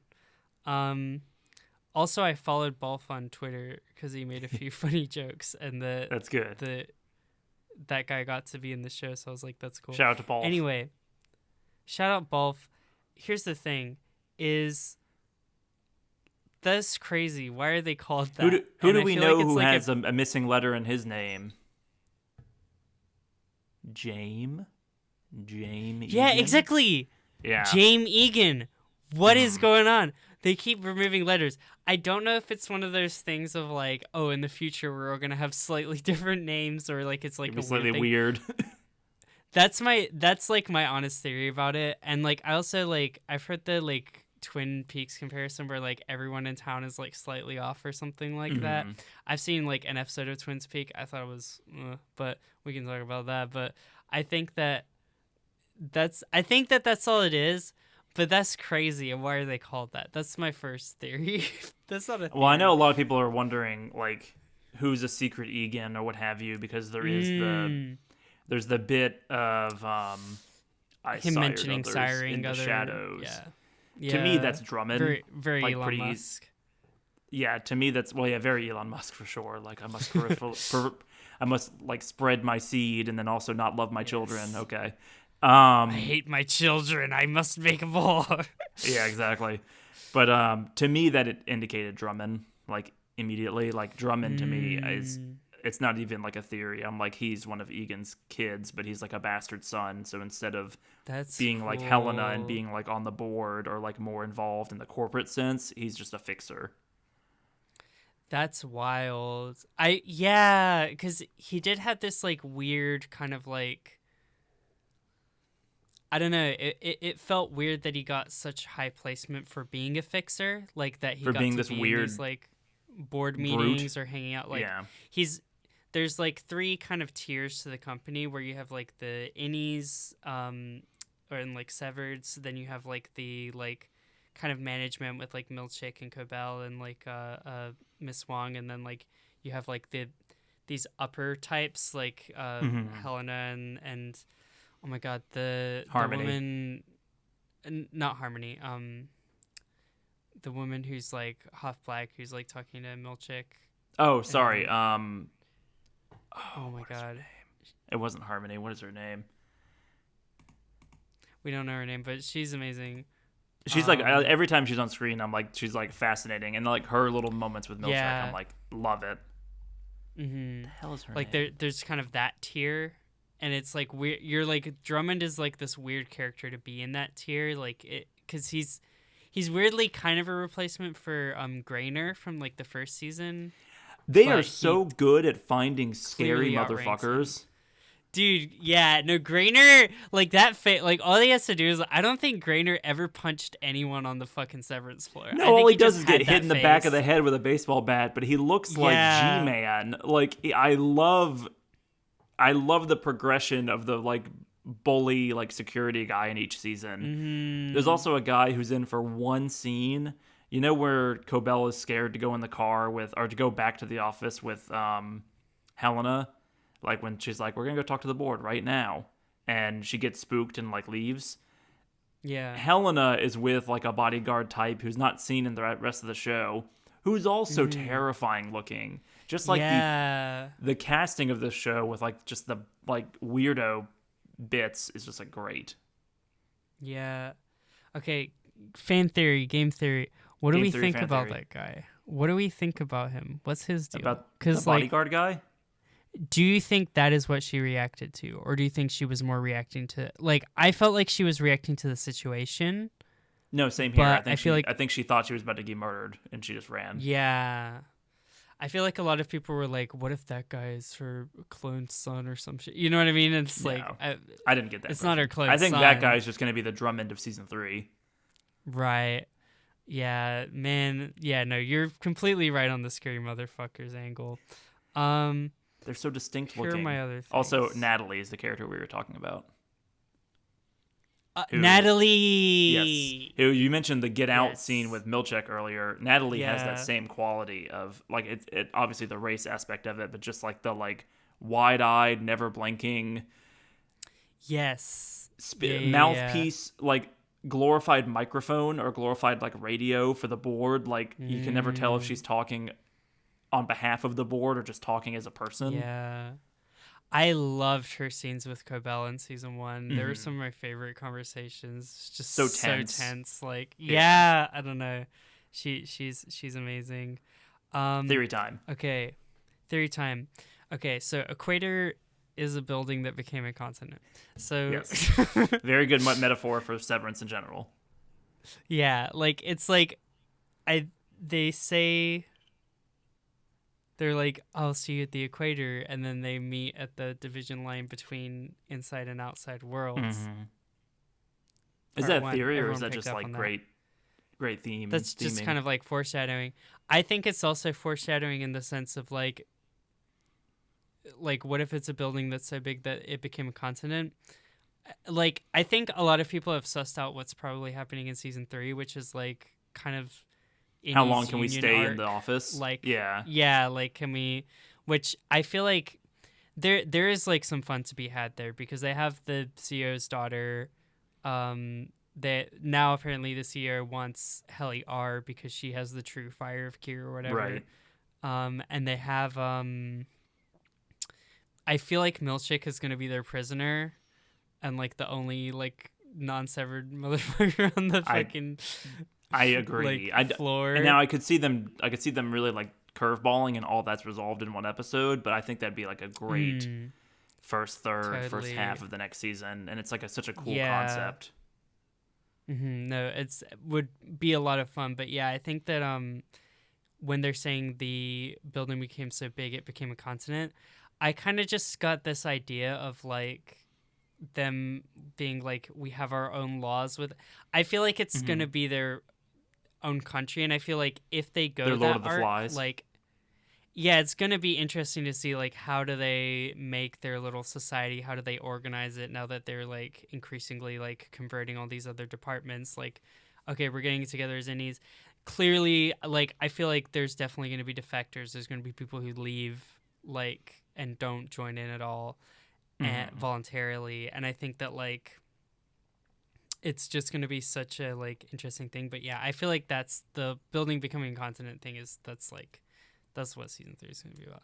I don't know if that's a theory or not, or just I don't know. The only thing I don't know is the scale of it. Like, was that only meant to hint at how the season ends, and then season 3 is going to be completely different direction, or was that this is where we're going? Because there's so much of it in the Mark conversation of like, I've only been around for 2 years. Reintegration. The show. This is a great moment where the show is smarter than the audience, because I spent all of season 2 being like, if the Marks can just reintegrate, then it solves all the problems. And then the show immediately goes, clearly it doesn't. It's really unfair for the Innie if they do reintegrate. Because only 10% of that person or what have you would be Mark S as opposed to Mark Scout. Totally. And it's like it just gets into this weird like who is entitled to this much of this or whatever, you know, like, right, because clearly the like direction where Marquez is Marquez all the time and Mark Scout like never goes back on is like, you're kind of taking away Mark Scout's rights. Did Mark Scout consent to that when he signed up for Severance and created Marquez? Marquez didn't choose to be born. but Marquez didn't choose to be born. Exactly. Yes, exactly. Yeah, versus Mark Scout chose to create Marquez. So does he have more culpability for their like shared consciousness situations than Marquez does? I don't know. It's like such a that's where the show is like, it can live on this sci-fi question. concept forever because it's fascinating, right? Yeah, no, it's super cool and gets into the whole like I think that's like where it hits reality again with like the like conversation between someone from a like, I guess, oppressed oppressor group. I don't know if there's a better word, but they're both like oppressed. use, but like yeah, and it's like the fact that like or I privileged group, I guess, in terms of Mark Scout, where it's like he never once has had to consider what it is like from the perspective of the like Innie, and while he's coming at the conversation from what he feels like is a good place, where it's like, right, he seems sympathetic, like, and we're, you know, I'm a bad person and I'm sorry or whatever, and your life has been hell, and he's like, well, it hasn't been hell, you know. It's like immediately like you get that. It's like it very much was giving like when people are like, oh my god, can you believe that like some people have to live in Africa? That's so horrible. And then like an African person would be like, it's Like we have like cities and shit, you know, like Right. like we eat, we have lives, and we love Right. it. Or like people are just like, oh my god, you had to grow up on a farm, or you had to grow up poor. And it's like, yeah, and I like my you know, like it's Right. like Yeah, Mark it, Scout it has a bit of a very much savior echoed complex that. in that scene. Mm-hmm. And like his failure to convince Mark S turns him into more manipulative, turns him into more of an oppressor as that scene goes on, right? And he's not getting his way. And his first reaction when he doesn't get his way is to exert control, which Mm-hmm. a lot of that's going on in this show in general.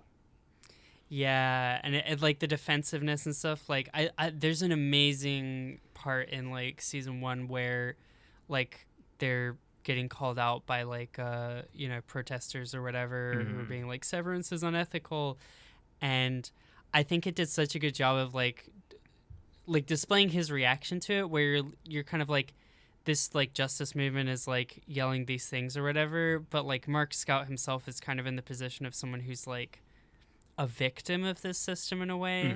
So for them to like yell at him and criticize him is like kind of this weird like dynamic, but then also he's also the one taking it so personally, and Right. And clearly like he the line takes it to heart. Yeah, the line that he blurts out is like, I'm not a bad person. And it's like, that is clearly what like so many people are like terrified of when they like run into like that kind of criticism when it comes to like privilege dynamics, because so often that kind of dynamic is like, oh, this is just something I've unconsciously accepted as like, this is how the world is and this is fact or whatever. There is no ethical consumption under Severance. Right, exactly. Like, Yeah. I didn't opt into this, but all of a sudden I've just wound up being complicit in it or whatever. And like, he has these like instinctive defensive reactions that never have quite gone away, and like he's a great character. I really like him. He's cool. And I love how they're different characters, right? Like I do truly think of Mark S and Mark Scout as different characters, and that's such a trick to pull off that the show does so well. Yeah, or like even Helena and Helly, where like clearly they have so much in common, but like the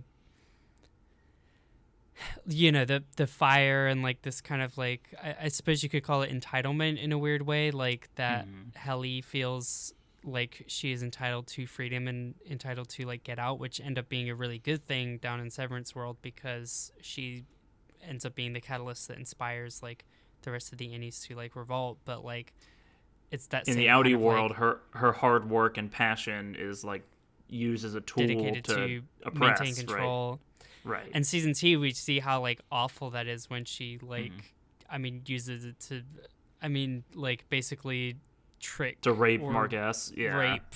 Yeah, I mean that's what I was gonna say basically. And Helly, like it's very complicated and strange. Helly, yeah, no, it's such a weird little dynamic, and how creepy she is. Like, I think the fact that she followed Mark Scout to dinner is so fucking creepy. It's the best like, Helena scene at the feels Chinese like food restaurant. I know, it's crazy. It feels like such a thing where he's getting all like, oh my god, they're monitoring me everywhere, and it's like, no, she's just like creeping on you, bro. Like, she's like, she takes the Cobell role of the first season.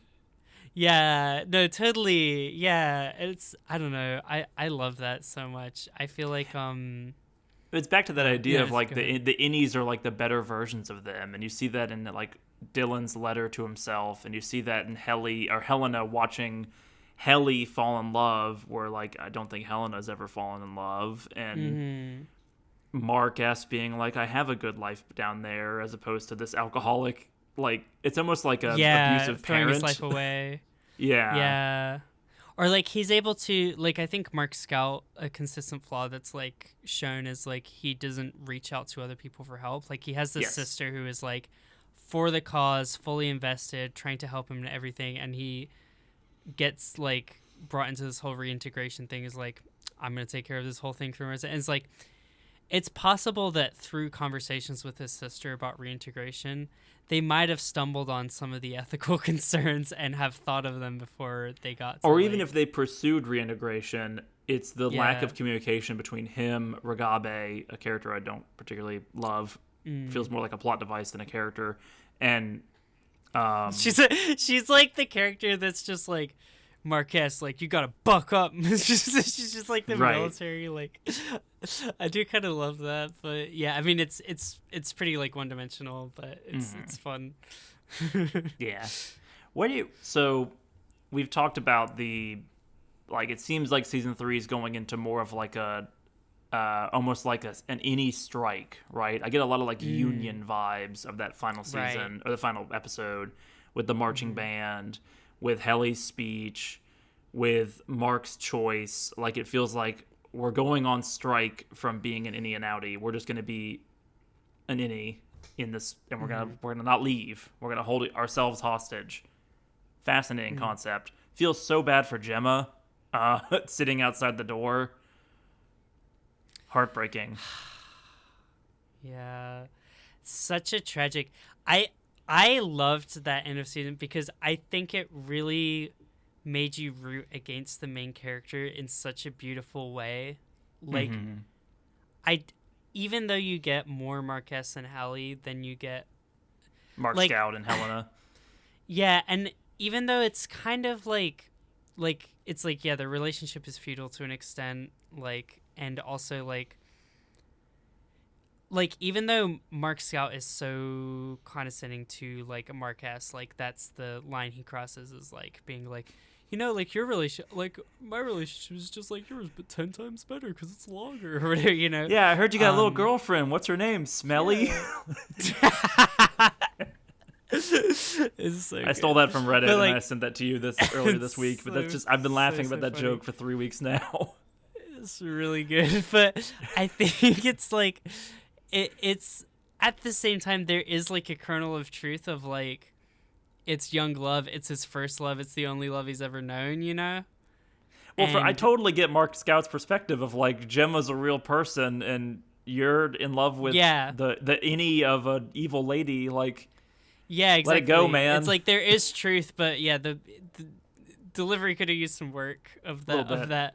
Yeah. Well, and we, the audience, spend so much time with the innies that they feel more like real people to us than their outies, or like they feel at least actualized. Whereas from Mark's perspective, he's never been able to talk to his innie until this is the first time that he's one scene. Communicated with an innie, and very few people have ever communicated with an innie directly. Right, like Devin becomes more of like a revolutionary, immediately becomes radicalized against Lumen after one conversation with Marcus that we don't even get to see.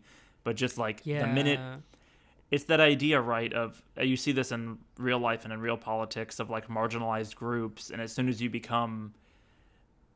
form a connection with a marginalized person, whether that be an illegal immigrant or or a, I don't know, a trans person or like a weird, what have you, or like a weird little freak with a Detective Pikachu hat on, or a weird little freak with a Detective Pikachu hat on that you decide to do a podcast with. It changes how you view like weird little freaks politics, with Detective Pikachu hats, society, art, what have you. And so it's interesting that like his sister becomes immediately like, oh, this is horrible. Whereas Rickon, who didn't get a chance to interact with Marcus at all, is really easily manipulated to continue to be like a tool of oppression, and all it takes is like pushing a few buttons. Yeah. It's like it's very easy to maintain that cognitive dissonance, like the further removed they are from like that issue versus like like that exposure is just like a gas leak, you know, and it's right. I think it's also like the cognitive dissonance that like Milchick and Cobell and like Miss Wong like continually have to undergo, and like I think when Miss Wong, I saw people saying like she didn't have any point in the series. I'm like, she's a minor character, yeah, but like I guess that's a character I don't need a expecting full arc for, as opposed to like a Cobell or a Milchick. If people were expecting her to fill the shoes of Milchick, I can kind of understand, but like the expectation, but yeah, like I didn't need that. But I think like the role that she does serve is like when she's like shedding a tear over Dylan and like questioning why they're having a funeral for Irving, and like she has the line of like they're almost like people, you know, like it's like you can see her struggling to maintain that, or like recognizing for the first time the cognitive dissonance that's like necessary to maintain that, like is something that like a Milchek or a Drummond or a Helena has like had to train and build over like many Right. years. Yeah, no, it's cool. So anyway, what do we think about the dead seal? What when they walk around and they see a dead seal? Why was the seal dead? Who killed it? I don't know. And is that People the new for goats? most of the season, people thought they were in a hologram room, which I think is silly for the Orbo. He got wet in real life, and he had to have an I know. apology letter about him getting That wet. that line felt like it was like, no, this was real. Like it felt like it was needed. Yeah. I don't know. Them anything burning the but marshmallows was fucking funny. It was funny. The dead seal. I think all it's saying is that Lumen has the ability to make biological props, for lack of a better word. Like there's this idea that like Mark saw Gemma's body, but it wasn't Gemma, and they cremated a body, and it wasn't Gemma. And I've got to wonder if that's just what they're trying to say, is that Lumen can grow flesh and, have this ability to like manipulate people or to like have biological props for their various evil deeds. That's good. I like. And the that seal a was lot. meant to like scare them, right? Of like, is the world outside like a nuclear wasteland or what have you? Totally. Okay. I like that a lot, and that makes a lot of sense. What did you think about... Okay, this was really interesting. This is like something I feel like I kind of almost want to rewatch to like get a grip on, but like the part of the Orbo episode where they're sitting outside and he's telling the story about how Kira's brother went into the woods and jacked off. The Egan like biblical story, fascinating. Right. I want to know about the other brother who then is like turned into a tree. What is like, it feels like a fallen angel. Like, it's such a classic like religious thing of like a fallen angel, like Luciferian like tale, like it feels like a origin of evil type of story. I've got to I don't know wonder that's if quite if what the it end is. game of this series, like it seems like they're trying to resurrect Egan, right? Like that seems to be the most clear cut thing they're trying to do. They're trying to put like what they were doing with Gemma and the 25 Innies and Cold Harbor. It like they're trying to refine the severance process. And there's the whole thing about the goats and like a soul to guide you to Egan in the afterlife or what have you. That feels very much like the end game. I think I felt that way since the moment I saw the season 2 intro with all the baby Jaime Egans like crawling around. And I get the implication that Jaime wants to put that Egan into himself and that failed because of the season 2 finale, right? Like he's sitting in that weird cubicle. It seems like he's going his own test to make sure that he's compatible. And maybe they were going to put Jaime into Gemma, or maybe they were going to put Egan into Gemma or something along those lines. See, To I me, have a theory. Okay, no, keep going. And I also think that the end-game evil Lumen plot is to put Egan into Heli. Well, okay, that's what I was gonna say. I was theorizing like putting Egan into Heli. I feel like it's gonna be one of those classic fucking things where he's like, yes, our whole cult and religion is about resurrecting Egan inside of like the new generation, but not me. I'm too old and I don't want to die, so I'm gonna do it to like one of my offspring. Like, Oh, see, I feel the opposite, where I feel like Jaime secretly wants to be selfish and wants to somehow like extend his life, right? So he's gonna want, instead of mind transferring dead Egan into Heli, it's gonna be transferring Jaime into Heli or Jaime into another character. Like at the end of the day, it's never about the mission. It's about the selfish wants of the individuals, right? That's why I feel like Jaime's story's going.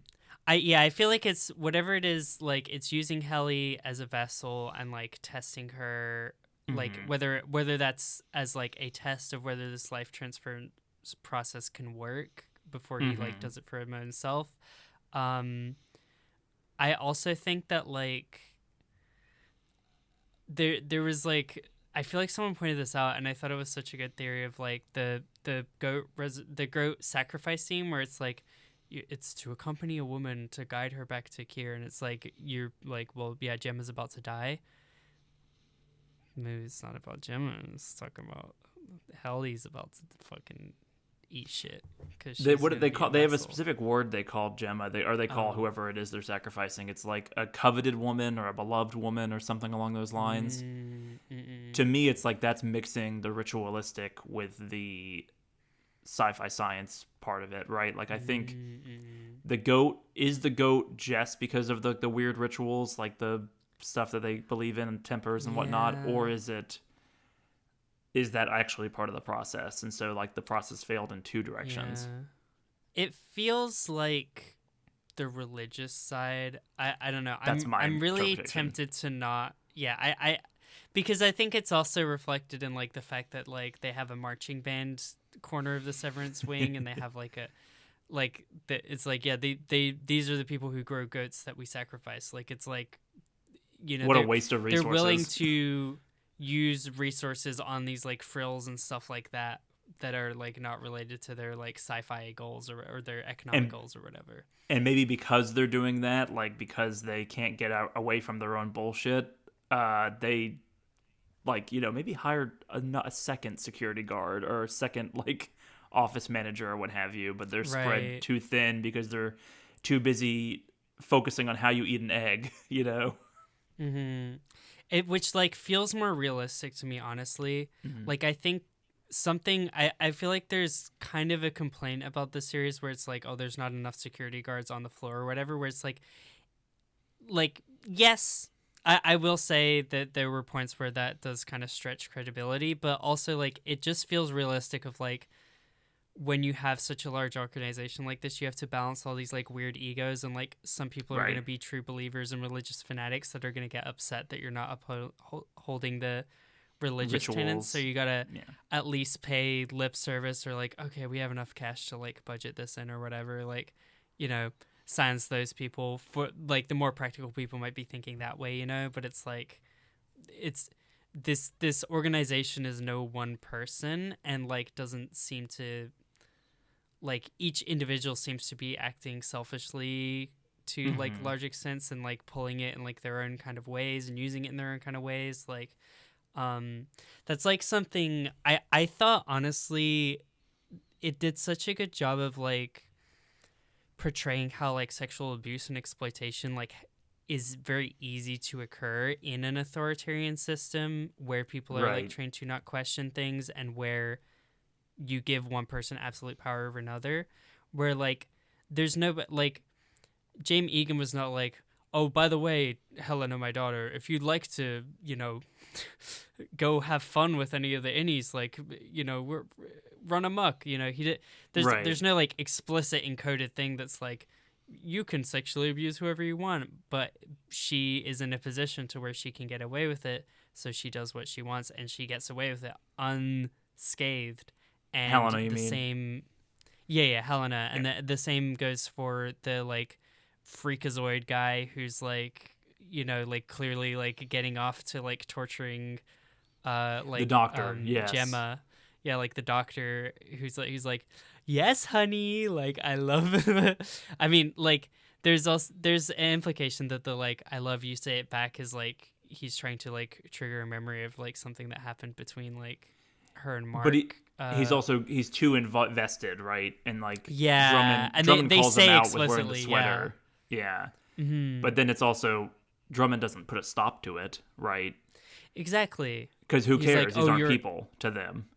Yeah, he's like, oh, you're in love with her, or oh, you've fallen for her, or whatever. I'm like, that's not what this is. This is like you have the opportunity to exploit someone, so you are exploiting them. Like that's what it is, and it's such a like, I feel like grounded depiction. It's like Lumen was not built to, like, for the purpose of like allowing the sexual exploitation, but it might have been in the motives of like people being like, yeah, we should tighten the leash around here because it manifests so easily in this uneven power structure, right? Yeah, for sure. Totally, yeah. Well, and like there's the little detail about James mentions that he sired people in the shadows or what have you, but also when they're getting into the birthing center, it's very clear that at some point Harmony was like a facilitator for that birthing center, or like was, helping sneak people in and out of it, or like move pieces on the board around for Lumen. And what she says about Devin, like as their cover story to get in, is she's one of James. That's so I missed evil. that. Yeah, isn't that so creepy? That is so creepy. Yeah. And obviously the only my other person we've seen there God. is like the senator whose wife is severed for 9 months to just cut out the childbirth part of childbirth. That's so evil and fucked up and weird to think about. Like, what a horrible mother if that's what she Crazy. agreed to do. Like, oh man. The way I think it's like, it's not until like she's on stage with like Helena when she switches to Helly, like on the stage where she comes on and says like, imagine giving birth to a child. Like she's like so. I know. Well, her at the park too with Devin is like, it's just great. Yeah. All the I little think that's implications also- of other ways that Severance can be used are just like fascinating. Yeah, those whole interactions also, I feel like they work so good like outside of the sci-fi thing of like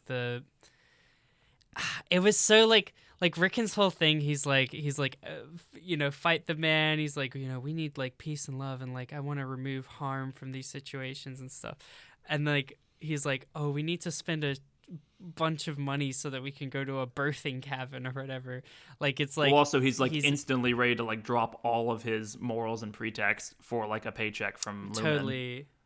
And it's like, I think that he kind of likes the aesthetics of like, there's this term going around like granola fascism that I kind of like. Yeah. It's like he's not quite there. Like he's maybe slipping in a more, I guess, fascist direction. Although I feel like I'm mixing terms when it's mostly just him selling out. But like, right, he has that thing where it's like the aesthetic of like that we kind of generally associate with like hippies and like like more, I guess, liberal or left leaning like politics, when like, but it's like he's paying a bunch of money for a service that will make him feel like he's like one with nature, and that he's like being like gentle parenting to my child or whatever. And it's like, right, it's like you don't need a birthing cabin, like no. it's and then and all it does is when make they the whole get- process worse for his wife, right? Like it's a very Yeah. selfish desire. And he's so it's crazy when he's like having a moment and he's being like, oh my God, like I don't know if I'm gonna be a good father or whatever, while she's like having contractions and shit. Right. Okay, Rickon, out. He's the one crying in the room, even though he's not the one giving birth. She's having to it's comfort pretty, him. It's pretty great in Yeah, terms of like but then- comedy. But at the same time, it's like she gets into this birthing cabin, and then she's like looking over at the other birthing. She's like, fuck those people. Like they have a better birthing cabin. Like they must be so rich. Like, and it's like, that's how the whole thing works. I don't know. It's very interesting. Do you think, okay, I kind of felt like, I was like, is Mark funding them a little bit, or is there ever Devin an and Rickon? implication? Yeah, of like what one or both of their jobs are. We see like the good times a little bit in the Gemma episode, right? Where like Rickon, it finally gave me the answer I wanted so many episodes in, of like why the hell would Devin be married to this like loser weirdo? Because he's more normal and like charming in that dinner scene. I've always just gotten the impression that they're like upper middle class. Like I think Devin probably has a good 6-figure corporate job and is pretty normal. I see. And Mark was Rickon like an gives academic me- before he fell off the wagon. Rick gives me like rich family vibes. Maybe that's like my only. Maybe theory. also Like, as he well, yeah. came from wealth potentially. Like He's got that like Midwestern know. wealthy kind of vibe. Yeah, no, I could totally see that. And like, because all his friends are also like weird, wealthy, like out of touch people. Like it Right. kind of makes sense. Socialites. Like, yeah. I believe that one makes of them sense. has either like a bandage or like a wound on the back of their head, and there's like an implication that one of them severed in season 1, but it never went anywhere, and it might have Oh. just been people reading into stuff. Yeah. Your bit about the names they're is also- fascinating, though. Like they all They're- have that Jame thing going on, where it's not James, it's Jame. Yeah. Which that's the thing that feels like cultural to me. Like Right. it's Well, almost maybe that's like Lumen's we're influence over this world and how it's different than ours. exactly. And like the way that they all talk weird, right? It's like Right. I don't think that they're secret Lumen moles. Like I think that they're intended to be kind of comic reliefy a little bit, but like Sure. it's I don't want to like reject any theories like 100%, but like I do feel like it gives more of like this is the cultural vibe of like people who are like well read, like they're just gonna get weirder and weirder sounding and like They feel very like neoliberal. I have found like the I child. don't want anything. Yeah. I want to sit and have a dinner party with no food and like discuss modern philosophy, but also not do anything really. Yeah. There's just all kind kinds of, of like, little sit around and pat implications myself about like on the what back. Lumen's influence on the world is, and it's not ever clear how much it is, right? But like everyone seems to know about Severance. Everyone seems to have an opinion about Lumen. They've destroyed this town that Harmony came from. The town they're all living in is called Kier. Is like named after Kier.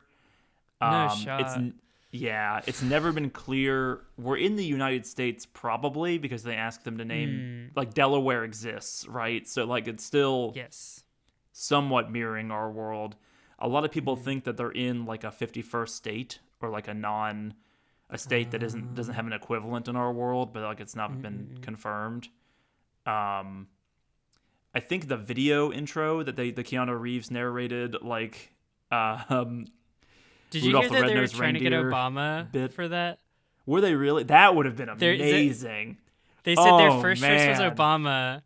He actually reached out to Obama, and Obama said, "No, I'm sorry, I'm busy," Oh, that would have been so good. which finally Uh, radicalized me against Obama. I finally have turned against. The drone strikes didn't do it, but him being the Yeah, voice of no, it Lumen was would like- have done it. You can do like you can sit down 5 minutes for a little recording session. Come on now.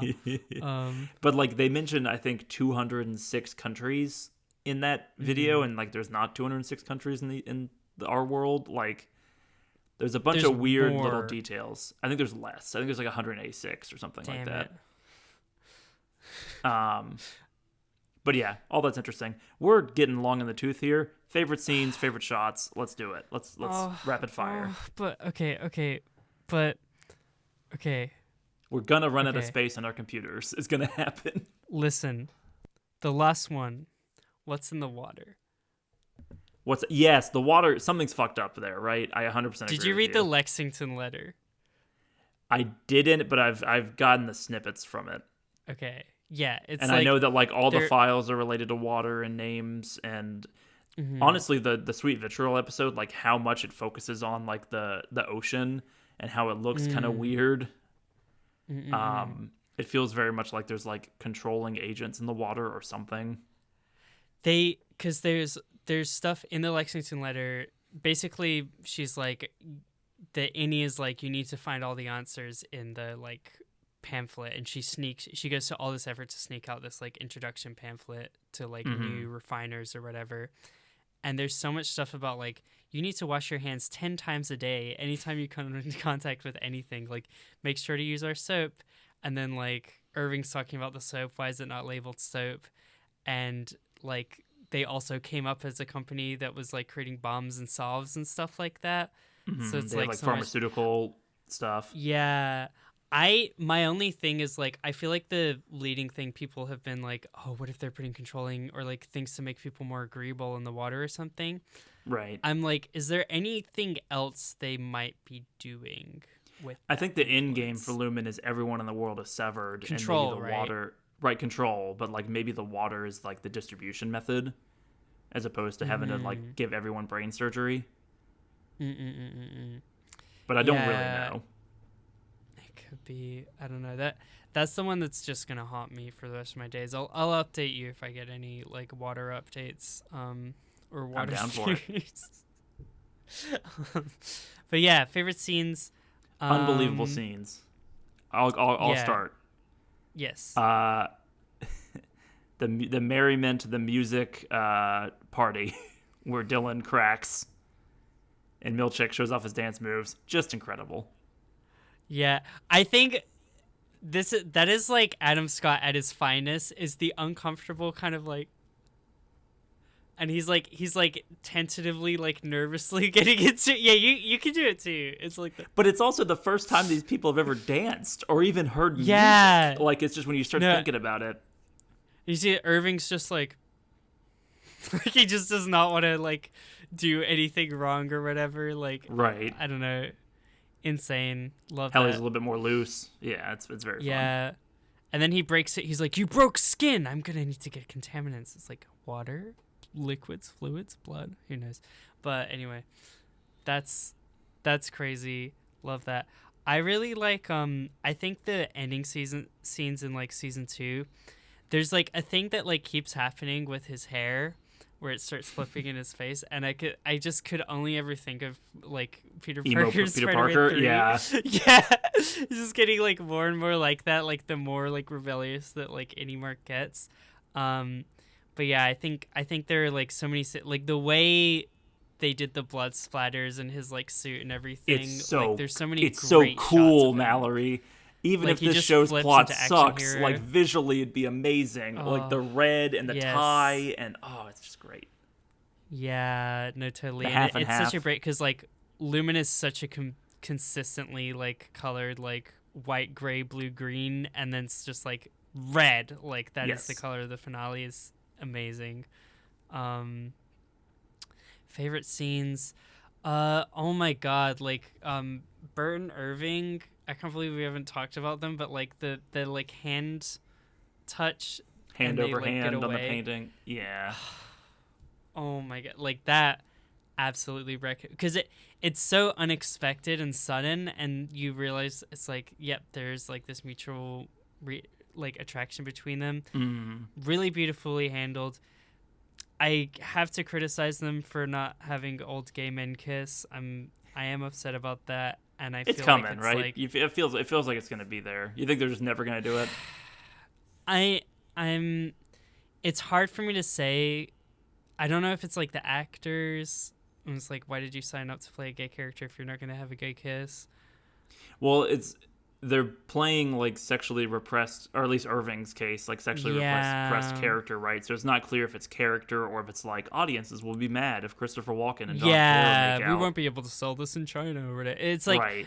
But it's like, I think it's also this thing of like, we have been so used to seeing that, and it's like the perfect excuse to like not show a kiss for like artistic reasons, where I do feel like there were moments like I think if like, because they have it, he's like, I'm not ready or whatever, if he had just like kissed him at the retirement party or something like that, I feel like that would have been like or at the train station, been, like writing exactly, yeah, like they had two shots, I feel like, for something like, and then like they I'm glad still they could have didn't had do it at him. I'm glad they didn't do it at the and, train like, station specifically, just because I feel like it's very confusing, the Irving characterization throughout the season 2 of like his outie feels too much like his innie compared to the other characters, because like it feels like they're kind of cheating and like fast forwarding it a little bit. But I do get that to an extent. Yeah, it wouldn't have felt earned for me with Burton Irving in the finale of season 2. In the outside, you're right, in the outside, the outie Burton Irving, exactly. Where that goes from here is we'll see. You know. Yeah. Other great scenes. Any other ones that you had on your mind?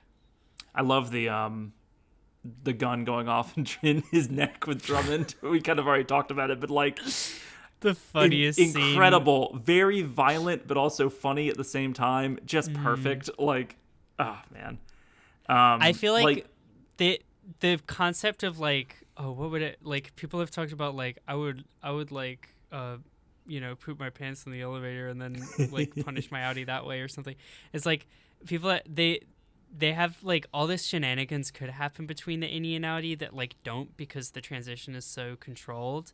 Right. And they have these like chaotic transitions. I feel like they really milk those transitions in the like final scene like to great effect. Yes, they're really great at thinking of all these crazy scenarios. Like, what would it feel like to transition out of the severance process while you're in the middle of hanging and like dying? Like the Helly stuff's crazy. Yeah. And then like Helly coming back. I was gonna say that's one of my favorite scenes. Yeah, Helly taking insane. back control and like going straight from that to like just standing in the elevator like normal, and like that is terrifying. And then she has that happen again to her with the underwater bit. Yeah. Yeah. No, it's absolutely crazy. God, it's such a beautiful show. Like, really, it's I don't know. You just like looking at art. I have did you zero like the problems with how the portrait show at is the filmed end? or shot or what have you. What's up? Do you Oh, like I the love the portrait at the painting. end where it's- Love the painting. And there's so much weird with that painting. Like, Rickon's in that painting. Rickon's friends are in that Yeah. painting. Every character we've seen, I think except Drummond, is in that painting. Like, everybody's there. It is really weird. Yeah. It's strange. Well, Sam, Well, Mallory. what do you think about Severance? Oh, yeah, it is my ranking, isn't it? Yeah. We kind of did the reverse and this here. this is where we get to the thing where you're like, oh, it's you kind of cheated the system by recommending it. I'm like, you cheated the system by not recommending it. Don't because worry, now I'm don't going get to cheat raise- it again. Don't worry. I did. I don't- stole your choice for this week because I knew you would recommend it if I didn't. I am the original sin of this whole mini arc of Nobody Whoa. Leaves. You're 'cause Kier's I wanted to brother talk who about jacked up Porcoroso. in the woods. Exactly.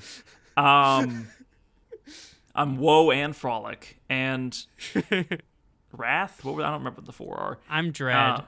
Dread. Ranking, right? It's an A. That's where I'm at. It's an A.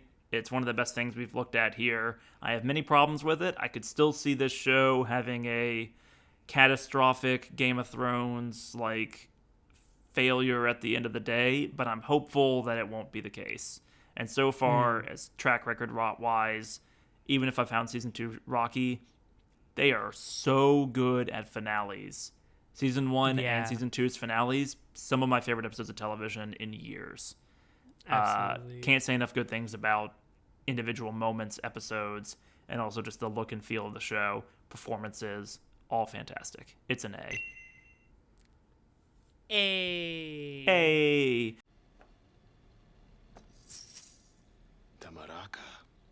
Mallory, I'm ready to be And heard if- again. I got an interesting pitch for you Yes. this week. I'm going to go kind of fast because I know we've been going for a while. You and I have had a similar and interesting relationship with a certain media franchise that has come up a few times throughout this podcast. I want you to go back to 2015 or so, 20 maybe 16, 15. You and I were going to a movie theater. We're both really excited about the reboot of Star Wars, Force Awakens. We leave the theater and we're like, man, Star Wars is back. That was great. Can't wait to go forward. And then the rest of the life happens, you know? And then Last Jedi happens. You and I are a little bit higher on that movie than I think others. But then by the time we get to like The Rise of Skywalker, it's just a big disappointment, right? Disney going in one direction, going in the other, and now we're in the Disney Plus TV show era. I don't really want to watch Skeleton Key. I don't really want to watch Mandalorian. I'm kind of done with Star Wars. But I'm also ready to be heard again. You know? And I've been hearing, in a very similar way to Severance, years at this point, you gotta watch Andor. You gotta watch it. Best Star Wars, best thing they've ever made in the Disney era. It's incredible. I've never really liked Rogue One, so I was like, really? Cassian Andor? Is that my guy? Well, the internet says he is your guy. The internet says rebel. So you and I are taking a journey back into hell. We're going into the heart of darkness, the absolute pinnacle of media slop. And maybe finding a kernel of good, of creativity. Andor Season 1. That's the pitch. I haven't seen it. I really want to watch it. I'm just like this guy where you're like, now you're doing the cryptic clues where you're like, I'm going to specifically talk about how I don't want to talk about Star Wars. The intro bit. And then all of a sudden it's like, oh. You got me. The Prestige. The Prestige. Man, I'm a little, I do have to say I'm a little upset that it's not The Mandalorian because I don't want to watch The Mandalorian, but I love Baby Yoda and I'm all about on it. And I'm fully Baby Yoda pilled. And if someone was like, you have to watch The Mandalorian, then I get to enjoy Baby Yoda like full. Like I don't know Baby Yoda's story fully. Like I don't either. I So watched it's- the first season of The Mandalorian. That's the last Star Wars thing I've watched because I was like, that was okay, and apparently that's the best Yeah. thing they've done in the post Rise of Skywalker era. And I thought it was just okay. So to hear that like the second and third seasons of that show were not as good as the first, I was like, well, I only kind of liked the first to begin with. But Andor, people have been beating the drum for this show for so long. Its second season comes out at the end of April. So I guess it's finally time to see if the internet's right or if Star Wars nerds continue to disappoint. So that's where I'm at. Andor Elsif. What? That's from. I'll figure out what that's from next time. You don't even know until where it's then, from? have a You just said it? Have a good night. I think it's a D&D character that someone else made up and told me about. Hey, that's stupid. Have a good night, Mallory. Have a good day, Sam. Star Wars next week. Be there, be square.